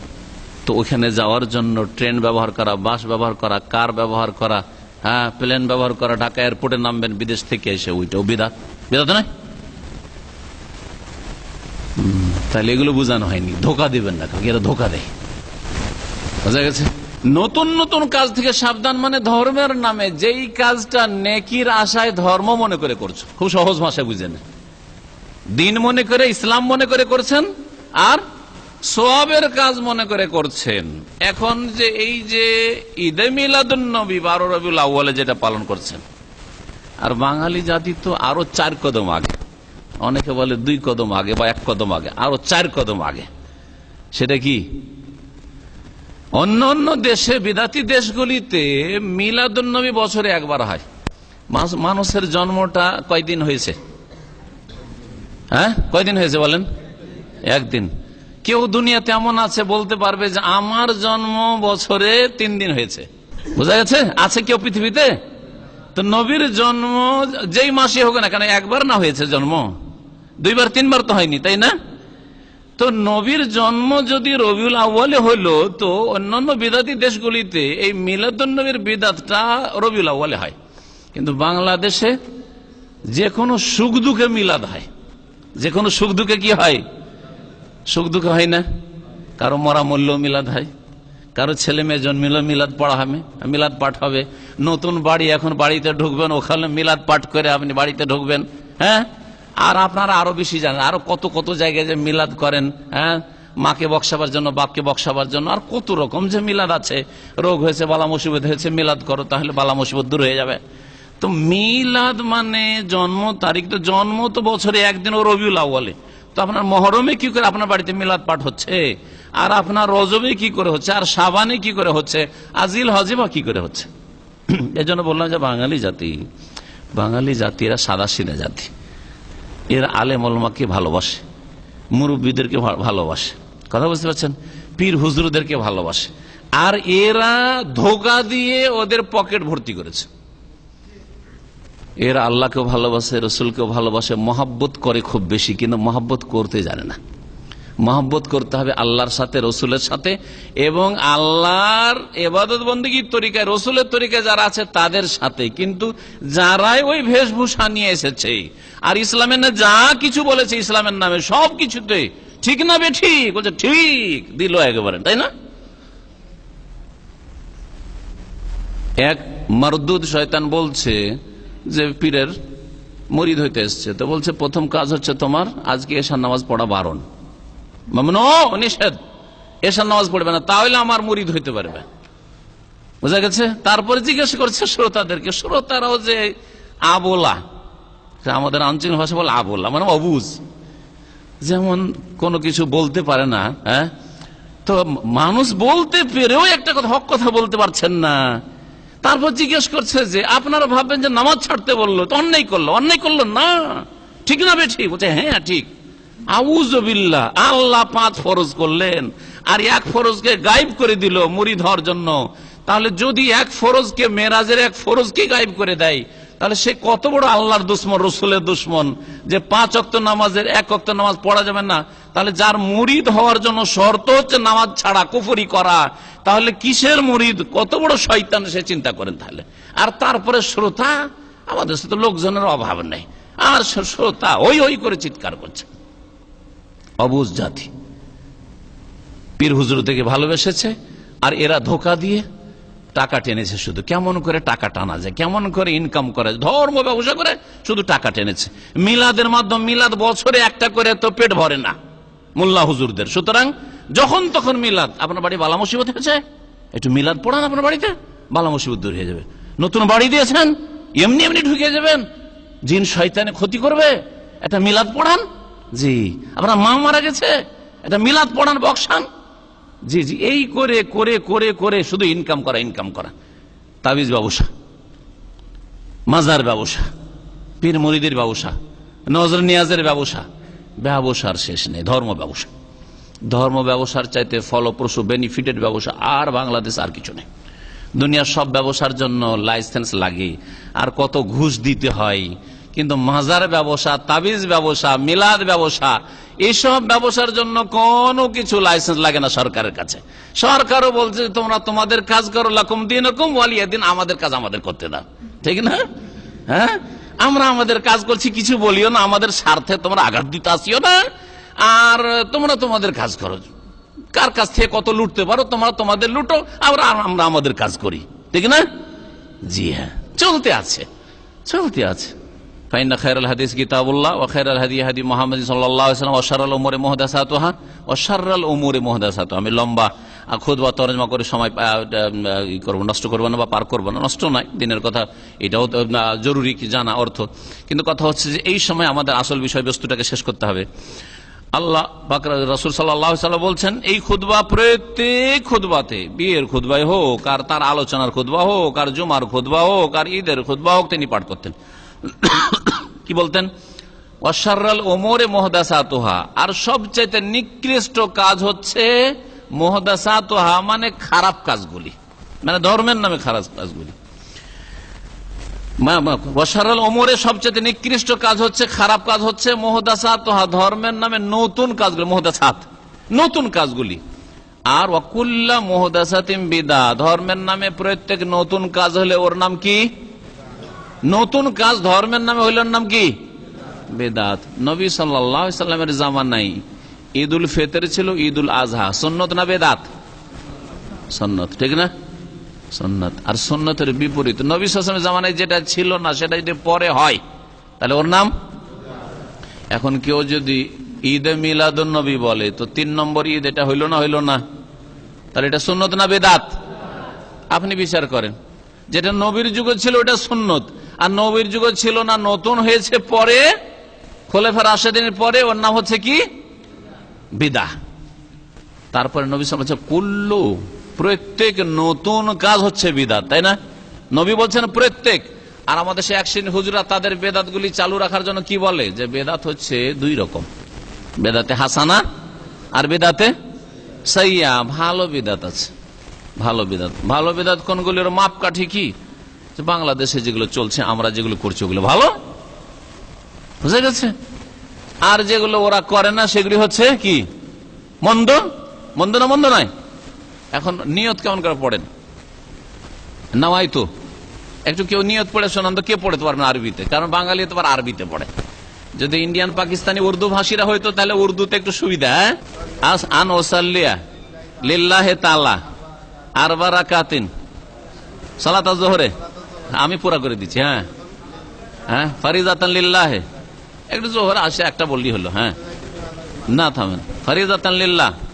আর কাবার দিকে, হ্যাঁ, মুতাওয়াজ্জিহাল কাবাতি শরীফাতে, আল্লাহু আকবার, ঠিক না? এতে বললেন আমি নিয়ত করছি, নয়তো আন ওসাল্লি লিল্লাহি তাআলা, যে আল্লাহর জন্য আমি নামাজ পড়বো। হ্যাঁ, আরবা রাকাতিন, 4 রাকাত, সালাতুল ইশা, ইশার নামাজ। হ্যাঁ, আর কি? ফরিজাতান লিল্লাহ, এটা আল্লাহর ফরজ। আর কি? হ্যাঁ, মুতাওয়াজ্জিহাল কাবাতি শরীফাতে, কাবার দিকে মুখ করে। শেষ হয়ে গেল। কাবার দিকে মুখ করে, তো পিছনে কি আছে বললেন না কেন? ইক্তাদা বিহাযাল ইমাম, এটা যে মুক্তাদি হন, তো এতটুকু নিয়ত, কমন নিয়ত, এটা ইমাম আর মুক্তাদি সবাই, ঠিক আছে না? আচ্ছা, এই নিয়তটা পড়লেন আপনারা, যারা এই নিয়তটা পড়ছেন তারা এইটাকে কি মনে করছেন? কমপক্ষে মুস্তাহাব মনে করছেন। কমপক্ষে কি মনে করছেন? মুস্তাহাব, মানে নেকির কাজ, সওয়াবের কাজ মনে করছেন। আমি যদি বলি যারে ভাই কিবলা সামনে করে বললাম, আমার পিছনে মুস্তাকিম নামাজ পড়ছে, তা আমার পিছনে কি আছে? মুস্তাকিম, খালফি মুস্তাকিম। আর আমার ডান দিকে আব্দুল্লাহ, আর বাম দিকে হ্যাঁ আব্দুল খালেক। হ্যাঁ, এ কথা বললি। ওয়াফৌকি, আমার ওপরে আছে সামাউন, ফৌকি সামাউন। ওয়াতাহতি, আমার নিচে আছে আরজুন। এইটুকু যদি বলি, আর বলবো, আর একটু বলার দরকার আছে, তাহলে আরো ক্লিয়ার হবে। কোন তারিখের এশার নামাজ? ফি সিত্তা, 6 রবিউল আউয়াল, তারপরে ইয়াউমাল খামিস, আজকে জুমার রাত। হ্যাঁ, জুমা আর কি, বৃহস্পতিবার আর কি। তো ইয়াউমুল খামিস 1437 হিজরি, তাহলে আরবিতে বলে আলফ আরবা মিয়া সাবা সালাসিন। আল্লাহু আকবার। জি, আমি যদি এই নিয়তটা পড়ি তো আমার জন্য মুস্তাহাব কেন হবে না? আপনারটা কেন মুস্তাহাব হবে? প্রশ্ন।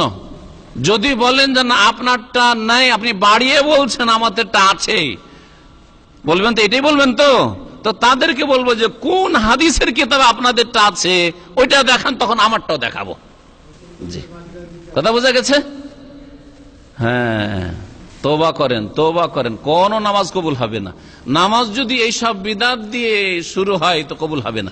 আপনারা যেটা করেন সেটা বিদাতে হাসানা। আর আমি যদি দিন তারিখ বলি যে এশার নামাজটা অমুক তারিখের, আর আমার ওপরে আকাশ নিচে জমিন, তাহলে আমারটা বিদাত হয়ে গেল। হ্যাঁ, কোথায় পেলেন এটা? আপনারটা মুস্তাহাব যদি হয় তো আমারটা আরো বেশি মুস্তাহাব, কারণ আরো ক্লিয়ার করে আমি আল্লাহকে বললাম যে এইরকম করে নামাজ পড়লাম আল্লাহ। জি, তারপরে মসজিদ তো বলে হয়নি, ওটা তো বাকি আছে। মসজিদ দাল্লা সানাইয়া, অথবা মসজিদ সুক, শিকর, জামে মসজিদ, কিং ফাহাদ মসজিদ, ওটা তো বলা হয়নি, বলতে হবে না? বা ফিল মসজিদিল হারাম, ফিল মসজিদে হারামে, মক্কা গিয়ে নামাজ পড়ছেন, ওটা বলবেন? এত গুরুত্বপূর্ণ জিনিস। হ্যাঁ, এশার নামাজ বলবেন আপনি, তারপরে কিবলামুখী হয়ে পড়ছি, তার ইত্যাদি ইত্যাদি বলে ফরজ আল্লাহর জন্য পড়ছি, তো ফিল মসজিদুল হারামে বা ফিল মসজিদ নববী মদিনায় যে নামাজ পড়ছেন, বলবেন না? ওটা যদি বলি তো অসুবিধাটা কি? আপনারটা যদি মুস্তাহাব বেদাতে হাসানা হয় তো আমারটাও বেদাতে হাসানা, আর না হইলে আপনার গুলিও বেদাত, গুমরাহি জাহান্নামে যাওয়ার কাজ, আর আমি যেগুলো বলছি এগুলো গুমরাহি জাহান্নামে যাওয়ার কাজ। আর নবী সাল্লাল্লাহু আলাইহি ওয়াসাল্লাম এই কথা বলেছেন, কুল্লু মুহদাসাতিন বিদআত, প্রত্যেক নতুন কাজ হচ্ছে বিদআত, ওয়া কুল্লু বিদআতিন দালালা, আর প্রত্যেক বিদআত হচ্ছে গুমরাহি। গুমরাহি মানে বুঝেন? গুম মানে হারিয়ে যাওয়া, গুম মানে কি? ফার্সি শব্দ। আর রাহি, রাহ মানে রাস্তা, রাহ মানে রাস্তা, বুঝছেন না? তো গুমরাহি মানে রাস্তা হারিয়ে দেওয়া। কোন রাস্তা হারিয়ে দিলেন তাহলে বেদাত করলে? জান্নাতের রাস্তা হারিয়ে দিলেন। জান্নাতের রাস্তা হারিয়ে দেয়। তাহলে যারা বিদআত করে, বিদআত পড়ে, তারা জান্নাতের রাস্তা হারিয়ে দেয়। যদি আপনি প্রমাণ না করতে পারেন যে রবিউল আউয়াল মাসে মিলাদ ইসলামে আছে, তাহলে আপনি গুমরাহির কাজ করলেন, তার মানে জান্নাতের রাস্তা হারিয়ে দিলেন। যদি আপনি প্রমাণ না করতে পারেন যে নবী সাল্লাল্লাহু আলাইহি ওয়াসাল্লাম তার 4 খলিফা নামাই তো পড়েছেন এরকম করে, তাহলে আপনি গুমরাহিতে আছেন, মানে আপনি জান্নাতের রাস্তা হারিয়ে দিলেন। ভালো করে শুনে রাখেন, ভালো করে শুনে রাখেন আল্লাহর রাস্তা। আর ভালো করে শুনিয়ে দেন লোকজনকে যে জাহান্নামের রাস্তা থেকে ফিরে আসুক।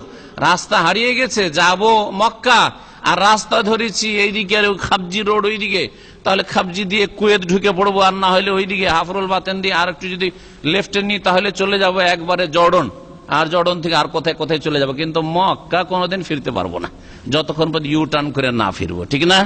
তো এইরকম এইসব বিদআত যে আমাদের সমাজে আছে, এগুলো থেকে ইউ টার্ন মানে তওবা করে ফিরে আসেন, আর না হলে কখনো জান্নাতের রাস্তায় যেতে পারবেন না। আল্লাহ পাক রব্বুল আলামিন যেন বুঝার তৌফিক দান করেন। বিদআত সম্পর্কে অনেক কথা রয়েছে। নবী করিম সাল্লাল্লাহু আলাইহি সাল্লামের হাদিস মা আয়েশা রাদিয়াল্লাহু তাআলা বর্ণনা করেছেন, সহিহ মুসলিমে রয়েছে, মান আমিলা আমালান, কেউ যদি এমন কোন কাজ করলেন, একটা ধরেন এই মিলাদ করলেন, এই যে মিলাদ 12 রবিউল আউয়াল মিলাদ হবে, বাংলাদেশে যেসব দেশে মিলাদ হয়, মিলাদ হবে, লাইসা আলাই আমরনা, কিন্তু সেই কাজটি, সেই আমলটি আমার আদর্শ অনুযায়ী না। লাইসা আলাই আমরনা, আমার আদর্শ তার মতো নয়, সেই রকম না, নবীর আদর্শ মোতাবেক হয়নি, ফাহুয়া রাদ্দুন, তাহলে সেই আমলটি, সেই কাজটি প্রত্যাখ্যাত, আপনার মুখে ছুঁড়ে দেওয়া হবে, কবুল হবে না।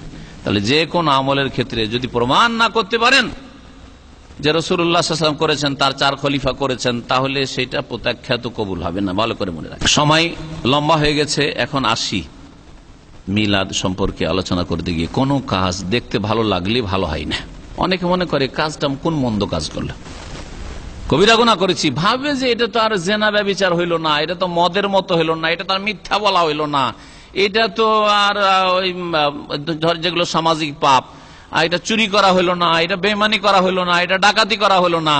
আমরা তো নবী সাল্লাল্লাহু আলাইহি সাল্লামকে সারা বছর স্মরণ করতে পারছি না, তো রবিউল আউয়াল মাসে একটা দিন তো কমপক্ষে নবীকে মহব্বত করি, নবীর মহব্বত প্রকাশ করি, নবীকে স্মরণ করি, নবীর উপরে দুরূদ পাঠ করলাম, একটা মাহফিল টাহফিল করলাম, মিলাদ মাহফিল, আর একটু দুরূদ পড়লাম, সওয়াবের কাজ করলাম, যাতে করে কমপক্ষে আমাদের স্মরণীয় হয়ে থাকেন তিনি। এটা হচ্ছে আমাদের উদ্দেশ্য।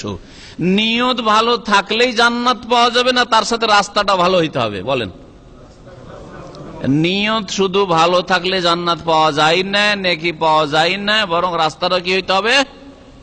রাস্তাটা সহি শুদ্ধ হইতে হবে। বুঝছেন? আপনার নিয়তটা ভালো আছে যে আমি হজ করব বা উমরা করব, কিন্তু টাকা নেই, সুতরাং কারো টাকা চুরি করলেন, কারো টাকা চুরি করে আপনি হজ করতে চলে গেলেন। হ্যাঁ বলেন, টার্গেটটা কি? সৎ না অসৎ? টার্গেট কি? হজ করা, তাই না? তো লক্ষ্য উদ্দেশ্যটা আপনার ভালো না মন্দ? ভালো। কিন্তু মাধ্যম যেটা আপনি সোর্স ব্যবহার করছেন, মক্কা পৌঁছার জন্য যে টাকাটা খরচ করা, প্লেনের টিকিট অথবা আপনার বাসের খরচ, এই যে হজ অফিসগুলো যে টাকাটা নেয়, এটা হচ্ছে কি? হারাম। তাহলে হজ কবুল হবে? উমরা কবুল হবে? সওয়াব পাবেন? আপনার নিয়তটা তো ভালো আছে যে এদের তো অনেক পয়সা আছে, এর 5,000 রিয়াল গেলেও কিছু না, দিনে 5,000 10,000 ইনকাম, বড় বড় বিজনেস করে অনেকে আছে, দিনে 5,000 7,000 আসে। এদের মতো লোকের 5-10 টাকা যদি পকেট মেরেও নি তো অসুবিধা কি? কিন্তু আমি তো মানুষ হজ করতে পারছি না, যাই চুরি করা ডাকাতি করা টাকা দিয়ে হজটা করে আসি। হজ হবে? হজ হবে না। তাহলে নিয়ত ভালো থাকলেই শুধু, আর টার্গেটটা ভালো থাকলেই শুধু নেকি হয় না, এবং তার সাথে সাথে রাস্তাটাও ভালো হইতে হবে, রাস্তাটাও, মাধ্যমটাও ভালো হইতে হবে। মনে রাখবেন, আমরা নবীকে স্মরণ করব, আমরা মহব্বত করছি, আমরা একটা দিন স্মরণ করব, কেন আমাদেরকে নিষেধ করবেন? নবীর ওপর দুরূদ পাঠ করব একটা দিন কমপক্ষে, প্রতিদিন তো পারছি না, কেন আমাদেরকে নিষেধ করবেন? আপনার টার্গেটটা ভালো, লক্ষ্য উদ্দেশ্য ভালো, কিন্তু তরিকা রাস্তা মুহাম্মদ রাসূলুল্লাহ সাল্লাল্লাহু আলাইহি ওয়াসাল্লামের নয়, 4 খলিফার নয়, সাহাবায়ে কেরামদের নয়, 4 ইমাম আবু হানিফা, শাফি, মালিক, আহমদের নয়, বরং অনেক পরে, কয়েকশো বছর পরে শুরু হয়েছে। এক একটি করে শোনাবো যে কখন এগুলো শুরু হয়েছে আর কারা প্রথম শুরু করেছে। এখানে যখন নিয়ত ভালো থাকলেই শুধু নেকি পাওয়া যায় না, এই কথাটি আসলো, তখন শুনেন। প্রথম বিদাত দেখলেন আবু মুসা আশআরী আর আব্দুল্লাহ বিন মাসউদ কুফাতে। হাদিস লম্বা আছে, দারমিতে রয়েছে আর আবু নুআইমে রয়েছে, হাদিসটা সহিহ। হাদিস লম্বা বলবো না। এক মসজিদে বিদাত হচ্ছে একটা, তাদের কাছে বিদাত, কিন্তু যারা করছে ওরা সওয়াব মনে করে করছে। কি কাজটা হচ্ছিল? হালকা করে বসে আছে, হালকায় জিকির, গোলাকার হয়ে বসে আছে। আর একজন তাদের মুরব্বী বসে আছে, বলছে সাব্বিহু মিয়া, এই 100 বার তুমি সুবহানাল্লাহ পড়ো। আর একজনে বলছে যে হাল্লেলু মিয়া, লা ইলাহা ইল্লাল্লাহ 100 বার পড়ো। আর একজনকে বলছে যে তুমি কাব্বিরু মিয়া, আল্লাহু আকবার পড়ো, 100 বার তুমি আল্লাহু আকবার পড়ো। যখন পুরা হয়েছে, কোর্স পুরা হয়েছে, আর একটা কোর্স দিয়েছে। যার সুবহানাল্লাহ পড়া হলো বলে এখন লা ইলাহা ইল্লাল্লাহ শুরু করে 100 বার। যার আলহামদুলিল্লাহ পড়া হলো বলে আল্লাহু আকবার পড়ো, ইত্যাদি। এইভাবে সবকে একসাথে এইরকম করে তসবিহ করাচ্ছে, জিকির আজকার করাচ্ছে। আজকালকার বেদাতি জিকির নয়, অসম্পূর্ণ জিকির নয়, ইল্লাল্লাহ ইল্লাল্লাহ জিকির নয়, আর আল্লাহু আল্লাহু জিকির না, আর হু হার জিকির নয়, বরং কি জিকির ছিল? বাক্য ঠিক ছিল, পূর্ণাঙ্গ সুবহানাল্লাহ, আলহামদুলিল্লাহ, লা ইলাহা ইল্লাল্লাহ, আল্লাহু আকবার, এগুলো জিকির ছিল। কিন্তু তরিকাটা কি ছিল? নবীর ছিল না। 100 বার পড়ো, 100 বার পুরা করো, হইলো 100 বার, আর একটা শুরু করো, তুমি 100 বার পড়ো। এই যে 100 বার করে গোল হয়ে বসে পড়ো, এই তরিকা নবীরও না, এটা 4 খলিফারও না, এটা মদিনারও না। মদিনায় এই ইসলাম দেখেননি আব্দুল্লাহ বিন মাসউদ, আবু মুসা আশআরী কুফা ইরাকে যখন হিজরত করে গিয়েছেন মসজিদে। আশ্চর্য কথা, ফজরের আগেখানে এরকম হালকায় জিকির চলছে। দেখার পর কি বলেছিলেন? যে ওয়াল্লাযী নাফসি বিয়াদিহি, সেই আল্লাহর কসম করে বলছি যার হাতে আমার প্রাণ রয়েছে, ইন্নাকুম লা আলা মিল্লাতিন আহদা মিন মিল্লাতি মুহাম্মাদিন সাল্লাল্লাহু আলাইহি সাল্লাম। মনে হচ্ছে যে তোমরা এমন ধর্ম পালন করছো যেই ধর্মটি মুহাম্মদ রাসূলুল্লাহ সাল্লাল্লাহু আলাইহি ওয়াসাল্লামের নিয়ে আসা ধর্মের চাইতেও বেশি ভালো এবং হেদায়েতের পথ। তোমাদেরটা মনে হচ্ছে বেশি হেদায়েতের পথ, তোমরা মনে হয় বেশি হেদায়েত প্রাপ্ত হয়ে গেছো, বেশি ভালো রাস্তা পেয়ে গেছো। আর না হলে হয় এইটা, আর না হলে আরেকটি, সেটা কি আও মুফতাতিহু বাবা দালালাতিন, আর না হলে তোমরা গুমরাহির দরজা প্রথম খুলছো। ইসলামের ইতিহাসে প্রথম গুমরাহির দরজা খুলছো। তারা বলেছিল যে ওয়াল্লাহি আবু আব্দুর রহমান মা আরাদনা ইল্লাল খায়র। আবু আব্দুর রহমান কুনিয়াত, উপনাম ছিল আব্দুল্লাহ বিন মাসউদের, প্রখ্যাত সাহাবী। নবী সাল্লাল্লাহু আলাইহি ওয়াসাল্লামের, নবী সাল্লাল্লাহু আলাইহি ওয়াসাল্লাম যেখানে যেতেন জুতা নিয়ে আর উজুর পানি নিয়ে, উজুর লোটা ঘটি নিয়ে দৌড় দিতেন, জুতা স্যান্ডেল নিয়ে বাড়াতেন। এত বড় বিখ্যাত খাদিম রাসূলুল্লাহ সাল্লাল্লাহু আলাইহি ওয়াসাল্লামের, তাকে ওখানকার লোকেরা বলল যে আবু আব্দুর রহমান, আপনি কি বলছেন? আমরা কি কোনো ভুল করছি, অন্যায় কাজ করছি? ওয়াল্লাহি আল্লাহর কসম করে বলছি আমাদের নিয়তটা তো ভালো, মা আরাদনা ইল্লাল খায়র, আমাদের উদ্দেশ্য তো ভালো, আমাদের উদ্দেশ্য ভালো। তখন তিনি উত্তরে কথা বলেননি যে উদ্দেশ্য যখন ভালো তখন আল্লাহ তোমাদের কবুল করবেন, উদ্দেশ্য যখন ভালো তো করো করো, অসুবিধা নেই, এই কথা বলেননি। বরং কি বললেন শোনো, ওয়া কাম মিন মুরিদিন লিল খায়রি লা ইউসিবাহু, অনেক লোক রয়েছে যারা কল্যাণের কামনা তো করে কিন্তু কল্যাণে পৌঁছিতে পারে না, কল্যাণে পৌঁছিতে পারেন না। তা আজকাল যারা মিলাদ করছেন ভালো করে জেনে নেন যে নিয়তটা খুব ভালো, কল্যাণকামী, আপনারা খুব নবীর হিতাকাঙ্ক্ষী, কিন্তু লাইয়সিবাহু, নবীর আদর্শে পৌঁছিতে পারবেন না, নবীর তরিকায় চলেন না, যার ফলে জান্নাতের রাস্তায় যেতে পারবেন না, গুমরাহির শিকার হবেন। কাম্মিম মুরিদিন খায়রে লাইয়সিবাহু, কত শত লোকেরা রয়েছে যারা কল্যাণের কামনা তো করে থাকে কিন্তু কল্যাণ পর্যন্ত পৌঁছিতে পারে না। এই মিলাদ কখন শুরু হইল? বললাম একটু আগে, নবী সাল্লাল্লাহু আলাইহি ওয়াসাল্লামের জামানা চলে গেল, সাহাবায়ে কেরামদের জামানা 110 হিজরিতে শেষ। নবী সাল্লাল্লাহু আলাইহি ওয়াসাল্লামের ইন্তেকাল কখন? বলেন, 10ম হিজরি না 11 হিজরি? যদি মহরম থেকে বছর শুরু করেন তাহলে 11 হিজরি।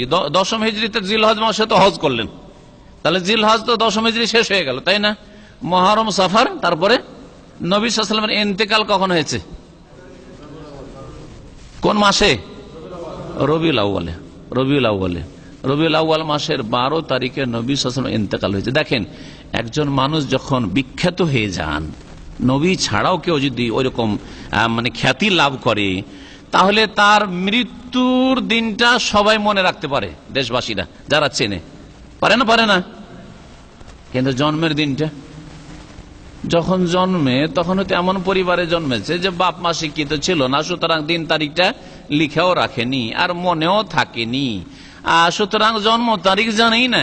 একটা আনুমানিক অমুক সালে ওই সময়গুলিতে ৭১ বছর জন্ম হয়েছে, একটা হয়তো বড় একটা ঘটনা হয়েছে ৭১, বা 1947 অমুকের জন্ম হয়েছে, যেহেতু ওই সময় ইংরেজরা আমাদের দেশ ছেড়ে গেছে, এইরকম ধরনের একটা আইডিয়া আছে। কিন্তু কোন মাসে কোন তারিখে মনে নেই, কারণ এই ব্যক্তি হয়তো সেই সময় আগামীতে যে কি হবে কেউ জানতো না, ঠিক কিনা?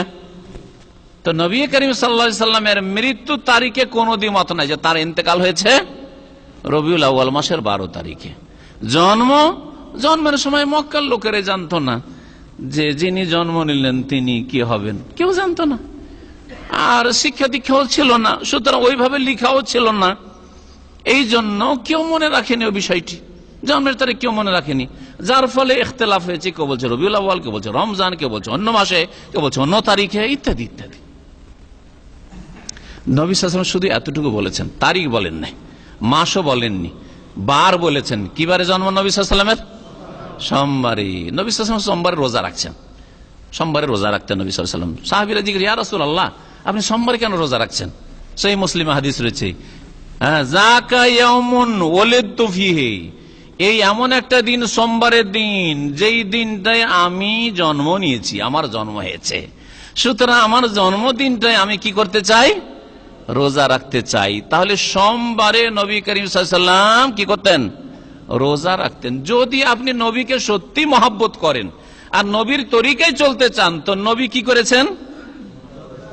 সোমবারে জন্ম নিয়েছেন নিশ্চিত, আর সোমবারে তিনি রোজা রেখেছেন। আল্লাহর রাস্তে আপনারাও রোজা রাখেন। আমরাও মাঝে মাঝে সোমবারে, সব দিন না পারলেও, সব সোমবার না পারলেও মাঝে মাঝে সোমবারে রোজা রাখার চেষ্টা করি। সুন্নতি রোজা, মুস্তাহাব রোজা, নফল রোজা নবী সাল্লাল্লাহু আলাইহি ওয়াসাল্লাম রেখেছেন, আমরাও রাখার চেষ্টা করি। যদি আপনি ভালো মহব্বত করেন যে আমি আরো পারবো, তাহলে প্রত্যেক সোমবারে রোজা রাখেন, কোন অনুচ্ছেদ নাই। সারা বছরে আপনার কতটি রোজা হবে? মোটামুটি 52টা রোজা তো হবেই, তাই না? 52টা সপ্তাহ, তাহলে 52টা রোজা তো আপনার হবে সোমবারে রোজা রাখলে, হবে কি হবে না? কিন্তু নবী করিম সাল্লাল্লাহু আলাইহি ওয়াসাল্লাম তারিখ নিজের খোঁজও করেননি, আর আল্লাহর কাছে ওহিরও তিনি আকাঙ্ক্ষা করেননি যে আল্লাহ তুমি যদি ওহি করে দিতে আমার জন্ম কোন তারিখে হয়েছিল, তো ওই তারিখটাতে আমি আমার ডেট অফ বার্থ যেটা, সেটাতে আমি রোজা রাখবো, বা সেটাতে আমি আমার মাহফিল করব, অনুষ্ঠান করবো, এসব করেনি নবী করিম সাল্লাল্লাহু আলাইহি ওয়াসাল্লাম। তাহলে সুন্নত ভক্ত যদি হন তাহলে সোমবারে রোজা রাখবেন, আর যদি সুন্নত ভক্ত না হয়ে যদি বিদআত ভক্ত হন তাহলে দেশাচার চলবেন আপনি। তো এই জন্মবার্ষিকী পালন করার ক্ষেত্রে শোনেন, নবী করিম সাল্লাল্লাহু আলাইহি সাল্লামের ইন্তেকাল হচ্ছে 12 রবিউল আউয়াল। তো রবিউল আউয়াল মাসটা একদিকে যদি জন্ম হইয়াও থাকে তো খুশির মাস, আর একদিকে ইন্তেকাল হয়েছে এটা সুনিশ্চিত, সুতরাং এটা কিসের মাস? শোকের মাস। 12 রবিউল আউয়ালটা শোকের দিন কিনা? শোক 3 দিনের বেশি করা জায়েজ না, এটা ইসলামে যারা কোরআন সুন্নাহর অনুসারী। কিন্তু যারা শোক করতে থাকে, যেমন অনেক বিদআতীরা আছে শোক করতে থাকে, তাদের বাপের মৃত্যুবার্ষিকী পালন করতে থাকে, তারপরে তার নেতা নেত্রীর মৃত্যুবার্ষিকী পালন করতেই থাকে, ওই সব বিদআতীদের জন্য বলছি যে যদি আপনার শোকের দিন এই 12 রবিউল আউয়াল হয়ে থাকে, সেই শোকের দিনে ধুমধাম করে ভালো খাওয়া দাওয়া আর এইরকম উৎসব অনুষ্ঠান করা, এটা কি রাসূলুল্লাহ সাল্লাল্লাহু আলাইহি সাল্লামের মহব্বতের পরিচয় হলো? যে যেই দিন উম্মতে ইসলামিয়ার শোক, মুসলিম জাতি শোকে ভেঙে পড়েছে রাসূলুল্লাহ সাল্লাল্লাহু আলাইহি ওয়াসাল্লাম ইন্তেকালে, আর সেই দিন ধুমধাম করে মিলাদ মাহফিল করছেন? বলেন তো দেখি।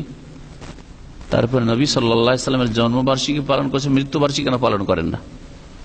জন্মবার্ষিকী যদি পালন করে, মিলাদ মাহফিল করেন, তো আপনি মৃত্যুবার্ষিকী কেন পালন করছেন না? তার ইন্তেকাল হয়েছে এই দিনে, কোনটা পালন করবেন আপনি? তো এখানে নবী সাল্লাল্লাহু আলাইহি সাল্লামের আপনি মর্যাদা দিচ্ছেন না মানহানি করছেন? আপনার বাড়িতে আপনার বাপ মারা গেছে, আর আপনার পাশের বাড়িতে যে ঢোল ঢাক বাজিয়ে ধুমধাম করে, তাহলে আপনাকে কেমন লাগবে? কেমন লাগবে আপনাকে?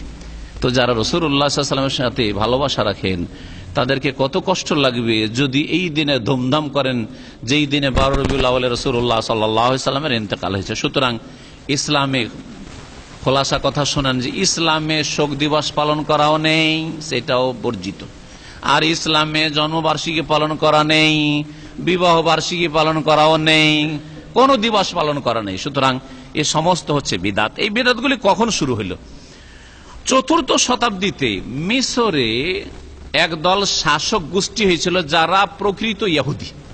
এরা ছিল ইহুদি। এদের পূর্বপুরুষের নাম ছিল ওবায়দুল্লাহ বিন মামুন আল কাদ্দাহ। চালাক চতুর আর গায়ের বলে, তরবারির বলে ক্ষমতা দখল করলো মিশরের। আর সুন্নিদের ওপর যারা আহলে সুন্নাত ওয়াল জামাত তাদের উপর বড় জুলম অত্যাচার করলো। আর নিজেদেরকে পরিচয় দিল যে আমরা হচ্ছি ফাতেমি লোক, মানে ফাতেমা রাদিয়াল্লাহু তাআলা আনহার বংশের লোক। ফাতেমা রাদিয়াল্লাহু আনহার বংশের সাথে এদের দূরেরও সম্পর্ক ছিল না, মিথ্যুকেরা, এরা ইহুদি। কিন্তু এরা দাবি করলো যে আমরা হচ্ছি ওবাইদি। এরা কারণ ওই লোকের নাম ওবায়দুল্লাহ ছিল, ওদেরকে ওবাইদি বলা হয়েছে ইসলামের ইতিহাসে। কিন্তু ওরা নিজেদেরকে ফাতেমি বলতো। আর বেশ কয়েকশো বছর তাদের রাজত্ব চলেছে, এই জুলম অত্যাচার রাজত্ব আর সুন্নিদেরকে জবাই করার রাজত্ব চলেছে তাদের। এরা কারা ছিল? গবেষক ওলামারা বলছেন ওহম জানাদেকা, এরা বিধর্মী ছিল, ইসলামকে ধ্বংস করার জন্য এসেছিল। এরা ইয়াতাজাহারুনা বিআন্নাহুম রাওয়াফিজ, তারা বাহ্যিক প্রকাশ করত যে আমরা শিয়া, আমরা হচ্ছি রসুল বংশকে খুব ভালোবাসি, নবী পরিবারকে খুব ভালোবাসি, আমরা হচ্ছে শিয়া রাফেজি, এই যে ইরানিদের মতো। ওয়া বাতিনুহুম আল কুফরুল মাহজ, কিন্তু তাদের ভিতরে খালেস কুফরি ভরা ছিল, ইসলামের শত্রু মুনাফিকেরা ছিল। এরা প্রথম 6টি মিলাদ আবিষ্কার করে, যে 6টা জন্মবার্ষিকী পালন করতে হবে। কি কি ছিল? প্রথম মিলাদুন নবী, নবীর জন্মবার্ষিকী পালন করা প্রথম কোথায় শুরু হলো? তাহলে কোন দেশে শুরু হলো? মিশরে শুরু হলো। করলো শুরু কারা? যারা মুনাফিক বিধর্মী ছিল, কিন্তু নাম তাদের সুন্নিও ছিল না। কি ছিল তারা? রাফেজি শিয়া ছিল। জি, নবীর জন্মবার্ষিকী। 2 নম্বর জন্মবার্ষিকী হচ্ছে মওলুদুল ইমাম আলী, ইমাম আলী রাদিয়াল্লাহু আনহু, আলীর কি করতে হবে? জন্মবার্ষিকী পালন করা শুরু করলো। 3 নম্বর মওলিদুস সাইয়্যিদা ফাতেমা, ফাতেমা রাদিয়াল্লাহু আনহার জন্মবার্ষিকী 3 নম্বরে। 4 নম্বর হাসানের জন্মবার্ষিকী। 5 নম্বরে হুসাইনের জন্মবার্ষিকী। 5টা হলো 6টি তারা জন্মবার্ষিকী পালন করা হচ্ছে। 6 নম্বর ছিল যে যখন ক্ষমতায় থাকবে তাদের খলিফা, মওলিদুল খলিফা আল হাজির, বর্তমান যে খলিফা থাকবে এই ইসলামের শত্রু এই ওবাইদীদের, তার জন্মবার্ষিকী পালন হইতে থাকবে। তাহলে এদের থেকে যারা শাসকদের জন্মবার্ষিকী মৃত্যুবার্ষিকী পালন করা শুরু করেছে, ওরাও কিন্তু এদের থেকে নিয়েছে, ওরা এই মিশরের বিধর্মীদের থেকে নিয়েছে, আর না হলে পশ্চিমা সভ্যতা থেকে নিয়েছে, ইহুদি নাসারা থেকে নিয়েছে। আর নবী করিম সাল্লাল্লাহু আলাইহি সাল্লামের জন্মবার্ষিকী, যে 6টি জন্মবার্ষিকী তাদের পালন করা শুরু হয়েছিল, তার প্রথমটি ছিল। এই বেশ কিছুদিন চলতে থাকে। তারপরে আরেকজন তাদের খলিফা আসলো, তাদেরই বংশের, কিন্তু সে বলল যে না, এগুলো চলবে না। কারণ যে যখন ক্ষমতা আসে কিছু দেখাইতে চায়, যে আমাকে কিছু পরিবর্তন করে দেখাইতে হবে। তো আফজাল বলে একজন এসেছিল, সে এসে বাতিল ঘোষণা করলো, যেগুলো পালন করা যাবে না। তারপরে আল আমের বে আহকামিল্লাহ ওবাইদি আবার চালু করলো 524 হিজরিতে। তাহলে 4th শতাব্দী মানে 300 আর 400 বছরের মাঝামাঝি এই সময়গুলিতে প্রথম চালু হয় মিশরে। মিশরে প্রথম চালু হয়, সুন্নিরা চালু করেনি। তারপরে মাঝখানে তারাই বন্ধ করে, আর বন্ধ করার পরে আবার তাদেরই একজন শাসক আসে, সে 524 হিজরিতে মানে 6ষ্ঠ শতাব্দীতে চালু করে। এই তো ছিল শিয়া রাফেজিদের ঘরে, যারা আমাদের দলভুক্ত না, যারা সাহাবায়ে কেরামদের দলভুক্ত না, যারা সাহাবায়ে কেরামদের শত্রু, তাদের ঘরে তৈরি হলো, তাদের ফ্যাক্টরিতে তৈরি হলো। সুন্নিরা এই বিদআত কখন গ্রহণ করলো? এক শ্রেণীর সুন্নিরা যারা নিজেদেরকে সুন্নি বলে, এরাকে প্রথম এটা শুরু হলো। তার নাম ছিল, সে ছিল বাদশাহ মুজাফফর আবু সাইদ কুকুবুরি। 7ম শতাব্দীতে মানে 600 থেকে 700 মাঝে, এই সময়গুলিতে এ চালু করলো ইরাকের আরবিল শহরে প্রথম এই মিলাদ চালু করলো। নবী করিম সাল্লাল্লাহু আলাইহি সাল্লামের জন্মবার্ষিকী পালন করতে 12 রবিউল আউয়ালে জন্মবার্ষিকী পালন করতে হবে। এখন এখানে একটু চিন্তা করেন যে মিলাদটা আসলো কোত্থেকে। আচ্ছা, এই যে এরা এই ওবাইদিরা, মিশরের এই শাসকরা যারা নিজেদেরকে শিয়া বলতো, রাফেজি, এরা চালু করলো, এরা কাছ থেকে শিখলো, এটা দেখার বিষয়। এরা শিখলো মিশরে এখনো বহু খ্রিস্টান আছে, বরং বড় বড় পদে খ্রিস্টান আছে, বড় বড় পদে খ্রিস্টান আছে। 71-এর আগে পূর্ব পাকিস্তানে যে কোনো ক্যাম্পে অথবা থানাতে কনস্টেবল পুলিশ থাকবে, উপর একটা সুবেদারও যদি হয়, একটা দারোগা হয়তো পশ্চিম পাকিস্তান থেকেও পাকিস্তানি পাঠাইতে হবে, মানে ওই একটু উঁচাগুলো পাঠাইতে হবে। এই যে শোষণ আর পীড়ন চালিয়েছে এই জালেমরা, যার ফলে দেশটা অবনতি এসছে আর ভাঙন ধরেছে, এটা হচ্ছে ইতিহাস। ঠিক তেমনি মিশরে আজকাল নিচে কাজ করছে মুসলিম, আর উপরে নেতৃত্ব দিচ্ছে, হ্যাঁ, উপরে পুলিশ অফিসার হচ্ছে খ্রিস্টান কিপ্তি, জি খ্রিস্টান। এখন ওই যুগে খ্রিস্টান ছিল ওই দেশে, তো খ্রিস্টানরা এই 25শে ডিসেম্বর, এখন ডিসেম্বর চলছে না, আজকে 17 ডিসেম্বর, তাই না, 17 ডিসেম্বর, 25শে ডিসেম্বরে তারা মনে করে যে এটা বড় দিন। কেন বড় দিন বলে এটাকে? এই দিনটাকে মনে করে যে এই দিনে তাদের এটা কল্পিত কথা, এরও কোনো তাদের কাছে ঐতিহাসিক প্রমাণ নেই, না তাদের বাইবেলে আছে, তাওরাত ইনজিলে আছে, না তাদের কোনো বিশ্বস্ত কোনো ইতিহাসে আছে। মন গড়া কল্পিত কথা এটি, যে 25শে ডিসেম্বরে ঈসা আলাইহিস সালামের জন্ম, সেই জন্য এটি হচ্ছে বড়দিন, ক্রিসমাস ডে, এটা তাদের কল্পিত ধর্ম। তাদের ধর্মই কল্পিত ধর্ম, কারণ বিকৃত হয়ে গেছে। হ্যাঁ, ইহুদি নাসারদের ধর্ম বিকৃত হয়ে গেছে, এটাও তাদের একটা বিকৃত জিনিস। তো খ্রিস্টানরা 25শে ডিসেম্বরে ঈসা আলাইহিস সালামের কি করে? জন্মদিবস পালন করে। তখন এরা বললো যে আমরা পালন করব।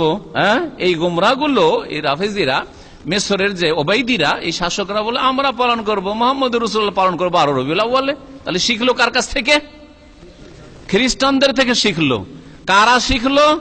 সুন্নিরা প্রথম না, প্রথম রাফেজি শিয়ারা শিখলো, তারপরে সুন্নিদের কাছে পাচার হয়ে ইরাকে গেল। ইরাক ফিতনার দেশ, সবসময় ফিতনার দেশ, সব যুগে ফিতনার দেশ। ওই ফিতনা ইরাক থেকে ইরান হয়ে, আফগানিস্তান হয়ে, পাকিস্তান হয়ে ভারতে ঢুকলো, ভারত থেকে বাংলাদেশকে ছেয়ে গেল, আর মিলাদে ছেয়ে গেল বাংলাদেশ।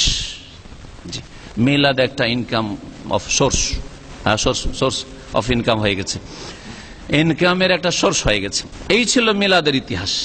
একটি হাদিস শোনায়, আবু দাউদে হাদিসটি রয়েছে এবং হাদিসটি সহিহ। আল্লামা আলবানী সহিহুল জামেতে সহিহ বলেছেন, 6149 নম্বর হাদিস। মান তাশাব্বাহা বিকওমিন ফাহুয়া মিনহুম, যেই ব্যক্তি অন্য কোন জাতির সাথে কি করবে? সাদৃশ্যতা অবলম্বন করবে, তাদের অনুকরণ করবে, তাদের পেছনে পেছনে চলবে, তাদের দলভুক্ত, ফাহুয়া মিনহুম, তাদের দলে সে কি হয়ে যাবে? শামিল হবে। তাহলে যারা মিলাদ করে তারা শিক্ষা নিল কোত্থেকে? খ্রিস্টানদের থেকে। তাহলে যারা তাদের পেছনে পেছনে চলবে, যে ওরা যেহেতু 25শে ডিসেম্বরে ঈসা আলাইহিস সালামের জন্মদিবস পালন করে, আমরা কেন করব না? আমরা কি কম আছি? আমরা করব। তারা তাদের দলে শামিল হবে। নবী করিম সাল্লাল্লাহু আলাইহি সাল্লামের এই হাদিস অনুযায়ী, ভালো করে মনে রাখবেন। এখানে আরেকটি কথা আরো বলে দেওয়া জরুরি। আজকাল মুসলিমদের ইমানের অবস্থা আর তাদের ইসলামের অবস্থা এত শোচনীয় যে এরা কাফেরদের উৎসবগুলিকে আরো ধুমধামের সাথে পালন করে। মুসলিমদের উৎসবে অনেকে ঈদ উল ফিতর যায় না, ফজরে শুয়ে থাকে, ঈদ উল ফিতরের নামাজ পড়ে অনেকে আছে, ঈদ উল আজহা পড়ে না অনেকে আছে, জুমা পড়ে না অনেকে আছে, আছে না নেই? সাপ্তাহিক আমাদের ঈদ হচ্ছে জুমা, জুমা অনেক মুসলমানই পড়েন না, ঠিক না? অনেকে ঈদও পড়েন না। বহু লোক আছে প্রবাসে, সারা রাত গল্প গুজব করে কাটিয়ে, ঈদ তো এখানে ফজরের 20 মিনিট পরে সূর্য ওঠার, সূর্যের 20 মিনিট পরে হয়। ভালো করে আমার এখানে 17 বছর এই দাম আমি শুধু খবর রাখি যে কত লোক যে আছে এরা ঈদ পড়তে যায় না, এদের ঘুমের অবস্থা ঈদ হয়ে যায় সৌদি আরব, হয় না? হয় না?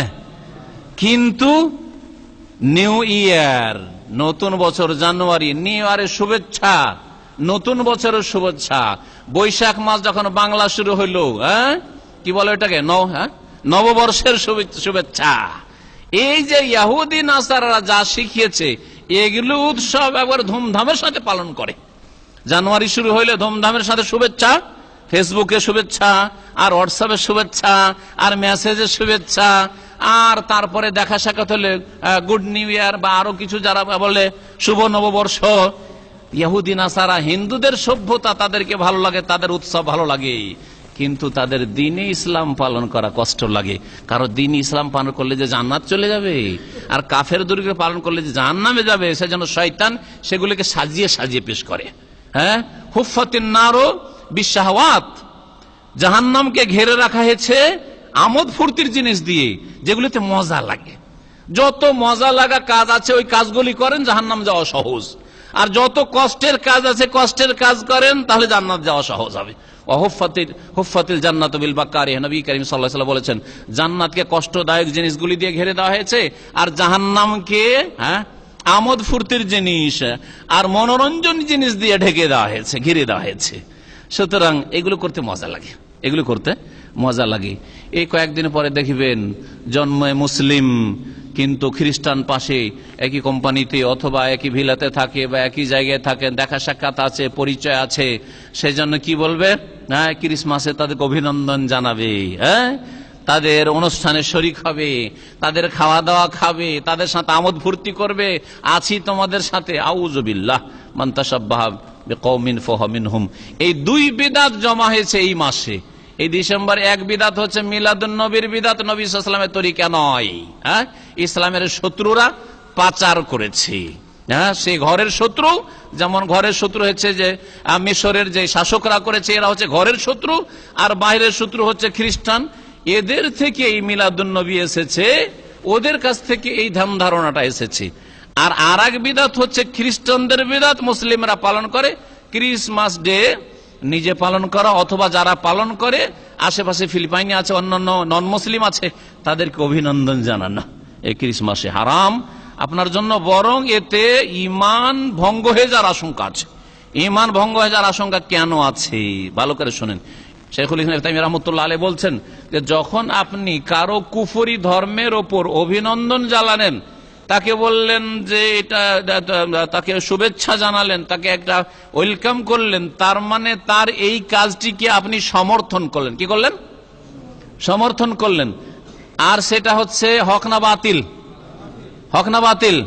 বাতিল। ইসলাম ছাড়া, আল্লাহর ইবাদত ছাড়া, আল্লাহর নাজিলকৃত দ্বীন ইসলাম ছাড়া সবগুলি হচ্ছে বাতিল, সবগুলি হচ্ছে বাতিল। সুতরাং আপনি যদি তাদেরকে শুভেচ্ছা জানান, তাদেরকে যদি আপনি অভ্যর্থনা জানান, তাদের যদি এইসব অনুষ্ঠানে শরীক হন, তার মানে সমর্থন দিলেন, তার মানে তোমারটাও ঠিক আছে, তোমারটাও ওতেও আমি খুশি প্রকাশ করছি, ওটাও ঠিক, আর আমরা যেটা করছি এটাও ঠিক। কখনো না, এটাও ঠিক আর ওইটাও ঠিক না। আল্লাহ পাকের ইবাদত ঠিক, রসুলের তরিকা ঠিক, আর বাকি সমস্ত তরিকাকে বাতিল ঘোষণা করেছেন রাসূলুল্লাহ সাল্লাল্লাহু আলাইহি ওয়াসাল্লাম। আল্লাহর পক্ষ থেকে দ্বীন ইসলাম যখন এসেছে তখন বাকিগুলোকে বাতিল ঘোষণা করা হয়েছে। সুতরাং আর কথা লম্বা না করে দুই একটি কথা আর বলি। নবী করিম সাল্লাল্লাহু আলাইহি ওয়াসাল্লাম যখন মদিনা আসলেন, মদিনা আসার পরে দেখলেন যে একটা দিন ছিল যেই দিনে মদিনার লোকেরা একটু খেলাধুলা করতো, ধুমধাম করে খেলাধুলা করতো, আর একটু আনন্দ খুশি করতো। তখন বললেন যে দেখো, আমাদেরকে দুটো ঈদ দেওয়া হয়েছে। একটি হাদিসে রয়েছে ঈদুনা আহলাল ইসলাম ঈদুল ফিতর ওয়া ঈদুল আযহা। হে মুসলিমরা, আহলে ইসলাম, হে মুসলিমরা, আমাদের ঈদ হচ্ছে ঈদুল ফিতর, ঈদুল আযহা। আর একটি হাদিস আনাস রাদিয়াল্লাহু তাআলা আনহু থেকে বর্ণিত রয়েছে, ক্বালা রাসূলুল্লাহ ইন্নাল্লাহা কাদ আবদালাকুম বিহিমা খায়রাম মিনহুমা ইয়াউমাল আযহা ওয়া ইয়াউমাল ফিতরি। তোমরা এই দিনে উৎসব করছো আর খেলাধুলা করছো, এই দিন আর চলবে না। আনসারীরা এটা জাহিলিয়াতের যুগে করেছিলে, এখন আর চলবে না। আল্লাহ পাক তোমাদেরকে এর বদলে দুটো উত্তম দিন দিয়েছেন। ইন্নাল্লাহা কাদ আবদালাকুম বিহিমা খায়রাম মিনহুমা। এই যে দিনগুলি তোমরা পালন করছো, উৎসবগুলি, সেই দিনগুলির চাইতে উত্তম দুটি দিন আল্লাহ দিয়েছেন। সেই দুটো দিন হচ্ছে ইয়াউমুল আযহা, ঈদুল আযহা বকরা ঈদ, আর আরেকটি হচ্ছে ঈদুল ফিতর, ফিতরের দিন, রমজান শেষ হওয়ার পরে পহিলা শওয়ালের দিন। এই দুটো হচ্ছে বাৎসরিক উৎসবের দিন আমাদের দুটো ঈদ, আর সাপ্তাহিক ঈদ হচ্ছে জুমার দিনের ঈদ। এছাড়া ইসলামে কোনো ঈদ নেই। যারা মিলাদুন্নবীর উৎসব করলো, মিলাদুন্নবী পালন করলো, বরং নাম দিয়ে দেওয়া হয়েছে ঈদে মিলাদুন্নবী, তারা দিন ইসলামে কি করলো? আর একটা ঈদ বাড়াইলো। আর সে মুখে ফুটে বলুক আর না বলুক, তার অন্তর বলছে, তার অবস্থা বলছে, তার চালচলন বলছে, তার ধর্মকর্ম বলছে যে হে আল্লাহ, তুমি দুটো ঈদ দিয়েছিলে, দুটো ঈদ আমাদের জন্য যথেষ্ট না, না জাতের জন্য। ইয়া রাসূলুল্লাহ, আপনি ঈদুল ফিতর ঈদুল আজহা বলেছেন, আমরা দুটো ঈদ নিয়ে ক্ষান্ত হইতে পারছি না, আমাদের আর একটা ঈদ লাগবে। সেটা আপনি করেননি, আপনার খোলাফারা করেননি, কিন্তু আপনার সাহাবীরা করেননি, কিন্তু আমরা করব। সেটা হচ্ছে ঈদে মিলাদুন নবী। তাহলে যাদের অবস্থা বলে যে ইয়া রাসূলুল্লাহ আপনারটা যথেষ্ট না, আমাদের আরো কিছু করা লাগবে, তাদের হাসর কোথায় হবে? একটু সুস্থ মস্তিষ্কে ঠান্ডা মেজাজে চিন্তা করুন, বোঝার চেষ্টা করুন, আর নিজের সংশোধনের চেষ্টা করুন। আল্লাহ পাক রব্বুল আলামিন আমাদেরকে কোরআন এবং হাদিসের দিকে ফিরে আসার যেন তৌফিক দান করেন। আল্লাহ রব্বুল আলামিন আমাদেরকে যেন নবী করিম সাল্লাল্লাহু আলাইহি ওয়াসাল্লাম তার সাহাবায়ে কেরামের তরিকার দিকে ফিরে আসার তৌফিক দান করেন। আল্লাহ পাক রব্বুল আলামিন সালাফে সালেহিন আবু হানিফা, শাফি, মালিক, আহমদ তাদের তরিকা, 4 ইমামের যুগ শেষ হয়ে গেছে, তার অনেক পরে মিলাদ শুরু হয়েছে, মিলাদ পালন করা শুরু হয়েছে। আবু হানিফাকেও আপনি এখানে ছেড়ে দিবেন, অথচ নিজেকে হানাফির লেভেল লাগাচ্ছেন। শাফিঈকে ছেড়ে দেবেন, মালিককে ছেড়ে দেবেন, আহমদকে ছেড়ে দেবেন, তার আগে সাহাবীরাকে ছেড়ে দেবেন, 4 খলিফাকে ছেড়ে দেবেন, রাসূলুল্লাহ তরিকাও ছেড়ে দেবেন, আর তারপরেও জান্নাতের আশা করছেন। আল্লাহ পাক যেন বুঝার তৌফিক দান করেন। আল্লাহ পাক আমাদের জন্য হেদায়েতের পথে রাখেন, সিরাতে মুস্তাকিমে কায়েম হওয়ার জন্য তৌফিক দান করেন।